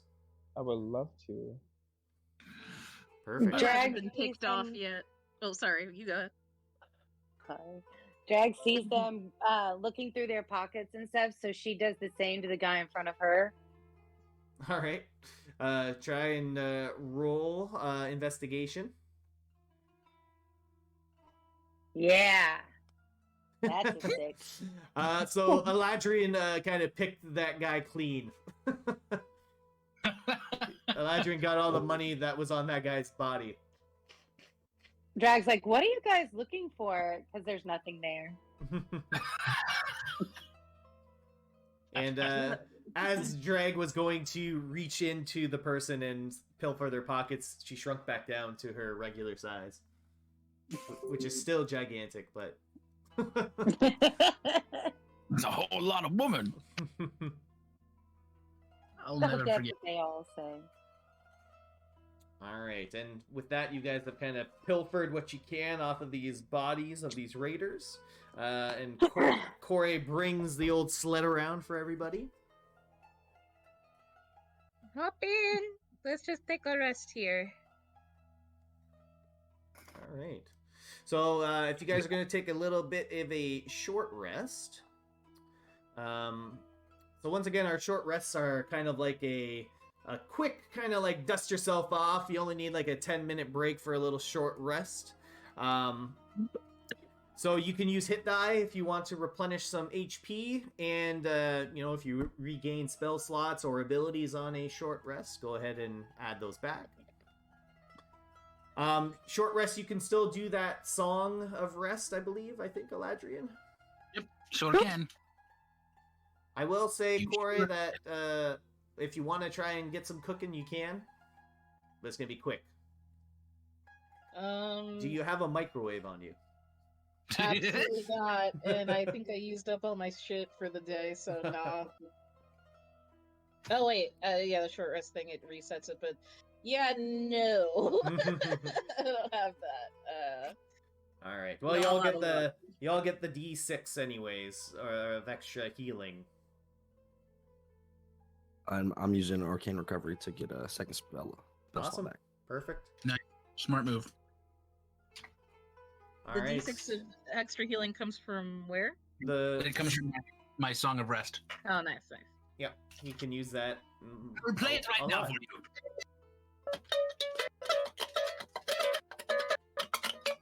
There you go. Now you're rested. I'm relaxed. That's so soothing. All right. So you guys take a little breather after your tussle with the with those desert raiders, and you hop on the sled. And Cora, you snap the reins, and away you guys go. Traveling the remainder of your voyage through the White Sand Sea takes the rest of the day, but Goldie is making an excellent pace as the wind is in your favor. You feel as though your luck has finally turned, as it feels like the wind is wrapping around your backs like a warm hug. The temperature feels less oppressive than it has over the last 2 days, and a few hours pass, the day is slowly coming to an end, and as the sun begins to set, cresting over one more dune, Cozen says to everyone, "Here we are. Welcome to Onagas, my friends." That was a road trip I never want to take again. Well, you have to go back And at we'll some have point. to. Yeah. Corey's like, well, we have to. Let's not worry about that right now. Okay, good point. So the desert town of Onagas begins to come into view under the orange hue of the setting sun. The large settlement is surrounded by large, pale stone walls, the same color as the stones that are for the wall. The same color stones are used for the architecture of the homes in the city. There's various lights giving off different colors, dancing and shining throughout the city. And in the far distance behind the city of Onagas, you see a small lake of water. But beyond that, there's something that only a few of you may have actually seen before. Reaching up high into the clouds, you see the legendary mountains that encircle Stellaris, the impregnable Stellaris mountain barrier. And these mountains stretch to the east and west all the way out to the horizon. I have seen these mountains many a time. This view is incredible. It's crazy to see it from the other side.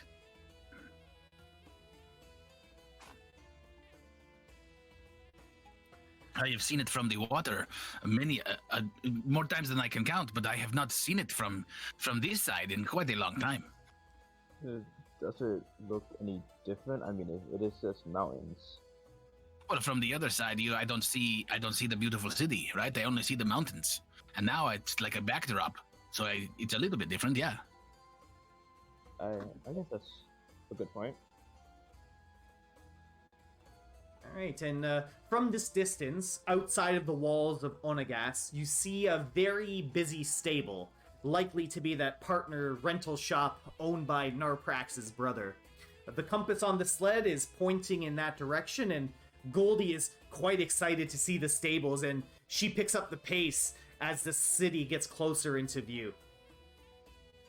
After a few minutes, Goldie knows exactly where she needs to go as she makes her way right directly into the stables, where some of the workers happily greet her and kind of pet her.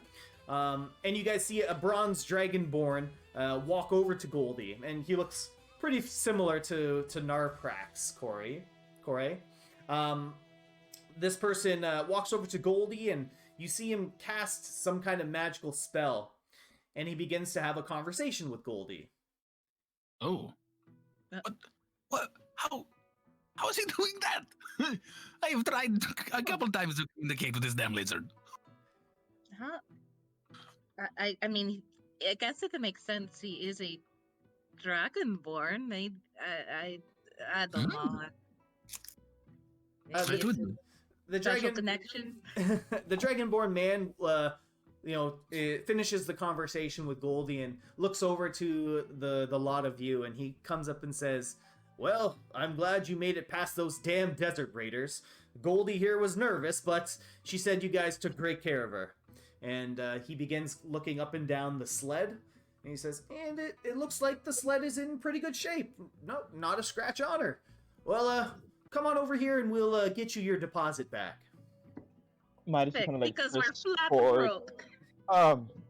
Don't act like the deposit's going to go anyway. Midas does not Yes, I would take any love to come to it. us. And What are Eladrin you pushes talking Midas about? out of the way. Eladrin? Hmm?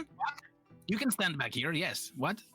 No, see, I think you're confused. Where you need to I'm be not is about all the way out of the city. I cast message on this dragonborn and say, "It's okay. Give me all the money." All right, You can just feel Midas' like glare in the back of your head. he nods and he grabs like a sack of coins from behind his little counter and brings it over and hands it over to you, Eladrian. Eladrin, Yes. do you want to wake up with that sack of coins stitched to your eyeballs? I'm going to give it out like it was given in, right? So Uh-huh. I'm going to take 15, and Corey is going to take 15, and all is well in the world. Yeah, I don't know about that one. Drag bonks him on the head. And Thank is like, you. I'm sorry. She's right. I'm going to give 10 to Drag, 10 to me, and 10 to Corey. Midas is just gonna crack his fingers. You're gonna give how much to who again? You wanna say that one more time? Your knuckles are going to I get very appreciate this. How many pieces of gold do you have in your satchel? It's about to be more. I don't think so, my friend. And why do you think you should have to go? How much did you put in again? I'll tell you what. It doesn't matter because I've already given it to them. No. Mm, Can Midas try sorry. to snatch the bag out his hand? And he realizes the bag is empty because Aladrian already took the gold out, so he can have the bag. What role do you? Okay, Aladrian, you make Maybe a sleight of hand. Aladrian makes sleight of hand. Midas, you make a. Oh, jeez. Make a. It doesn't matter. Make a melee attack roll. Oh my god. Ooh, you grab all bag, buddy. You grab all bag. Midas grabs the bag and starts like racking it against Eladrian's arm. You little blue piece of shit. That Broke means ass. Bring his skin color into it. Drag takes You know- offense to that. Broke ass, stingy ass, bad stinking ass. Give my fucking money. I tell you what. No. Midas will start racking him faster. You fucking aggravating tone deaf bitch. Can I Eldritch Blast on the back so he can just stop? Sure. roll a spell attack for me. You like 20. absolutely vaporize the bag. With the bag vaporized, Midas is just like slapping, like petty slapping and like speaking in Elvis, just cursing Galadriel out. I look at Midas and be like, "It's okay, man. You can sew a new bag." So you wanna see so? Might as well take out a needle. I'll sew you so. So, Out! This Dragonborn guy is just literally watching you guys just go through all this. Like he's just standing there awkwardly. It's like, Zara would be standing next to him, just kind of like wide-eyed with him. Just poking in Elvis. Don't play with my fucking money. Give me the Zara, coin. I like that scene from Family Guy. because Zara, you didn't put any money down to begin with, right? No. That's what I thought. All right, and I emptied my pockets. Corey emptied her pockets, and then Drag out of nowhere came in and started giving us money, and then Midas started collecting the other money from the guy from Kozin. So it's only fair. No. Midas hasn't gotten any money. I gave all that money to Corey. Oh, like, Okay. y'all literally have the Kozin money. Midas does not have it. Oh well, my decision stands. the Dragonborn man, after he's watching you guys all argue about money, he kind of looks over to you all and says, "So, when are you all planning on coming back through?" Whenever the competition's over, I guess. Oh, you guys are here for the competition. Well, there's a lot of people coming down to watch the competition. Are you guys planning on watching? We are planning on. Oh, sorry. We plan on winning. We are planning on winning. Oh, competitors, huh? Well, I wish the best of luck for you. Well, I'll keep Goldie here until you guys are ready to head back. Do you happen to know where we can find Whisper? Who? You know, Whisper. No, I just kind of keep myself busy with the stables here. I don't really know what's going on with a Whisper. Yeah, you know, he's the guy that we're supposed to talk to enter the competition. Oh, I mean, well, if he's in running the competition, I mean, he's probably in the Pleasure District somewhere. The Pleasure District. Okay. All right. Thank you very much. What was your name? All good. Oh. Oh, Yes, but also, where can we stay? What are some recommendations that you have? Sure. Well, my name's Orlin. Orlin. Yeah. Well, you met my brother Narprax already. But there's a lot of people here, and the one spot that that might still have some room, it's old Grig's hostel. Old Okay, Grig's so where is that? It's not too far once you enter into town. You'll be able to find it. It's pretty much like right in the center of the residential area. All right. Well, thank you. Is there any shops you recommend that we visit? Any taverns? Well, I mean, the bottomless mug is always a pretty big tourist attraction. The bottomless mug. Yeah, but to really make the most out of it, you gotta have a little bit of coin in your pocket. But you can go there and find out why. At least some of us have coin in our pocket, eh, Midas? Is there a drinking competition I'm there? gonna fucking kill you. No, not a drinking competition, but let's just say it lives up to the name. In any place we can go to buy goods, magic, anything else like that? Well, if you're looking to buy goods, you maybe want to stop by Untold Secrets. It's one of the few magical shops in the city. Untold Secrets. Is that the magic shop or a lingerie shop? Depends who you ask. Magic District? Well, I don't know if old Regis has changed his inventory, but I mean, I guess you'll have to go and see.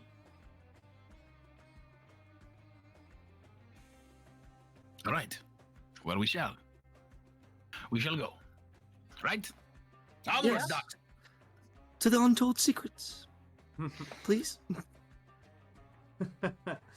All right. And quack! Quack. Quack. All right. Quack. So you guys all begin to walk into Onagas, and walking through the large open archway gate of Onagas, you're all greeted with the overpowering scent of various foreign aromas. The smells of perfumes tickles and stings your nostrils, and the alluring odor of grilled food with unknown spices really fills the air in between. Musicians are playing their instruments as you walk down this main street. The light-hearted melody feels like a warm welcome after traveling for days through the White Sand Sea. There are lanterns that are strung above the street, emitting various colors of light down upon you all. And the citizens here are wearing some loose cloth attire that appears really light and breathable. There's a nice sense of community here, as there's some children running through the streets and people are stopping to chat with one another. And with that, let's end the session there. Way to go, guys. Ooh. You made it. They die. So we have, All right. is it 2 days till the festival? Yep, I think so we have a It's date. nice one day. yeah, so you're getting there, you're kind of arriving there at nighttime. So we'll say you're getting there around like 7 p.m. So there's still a little bit of time if you have to go do some stuff or look around or go do some stuff. But yeah, then there's one more day, and then the next day is the competition. Just one more day. Right on. All right. So, Yeah. Corey and Drag increase your gold by 10. Yay! You. Yes. Fuck you. Can I have 1 gold, Papa? Fuck you. Please? I tell you what, I will give you all the silver in my pocket, and I give him 13 silver. Take it. Is it allowance? This is allowance, yes. For Granddad. Oh, Granddad's on that pension. oh my god. Oh That god. was fantastic. What a great night. That S was and epic. H. Like the, That was those- epic for everyone who's not my. Hey, Midas had some pretty kick-ass attacks happen, right? Yeah, like I that don't one give punch. Yeah. I don't give a fuck. It's the Midas hate It's like special. everything that came at him, like, didn't fucking matter. He was literally John Wick. Bro, John Drag needs some AC. Dude. Man, Good there's God. nothing scarier than a 14-foot tall raging Mhm. drag queen. Just truly terrifying. I would be genuinely afraid for my life. Glitter, Michelle throwing Visage would be glitter proud. everywhere. Flung glitter. Michelle Visage would be proud. Yeah.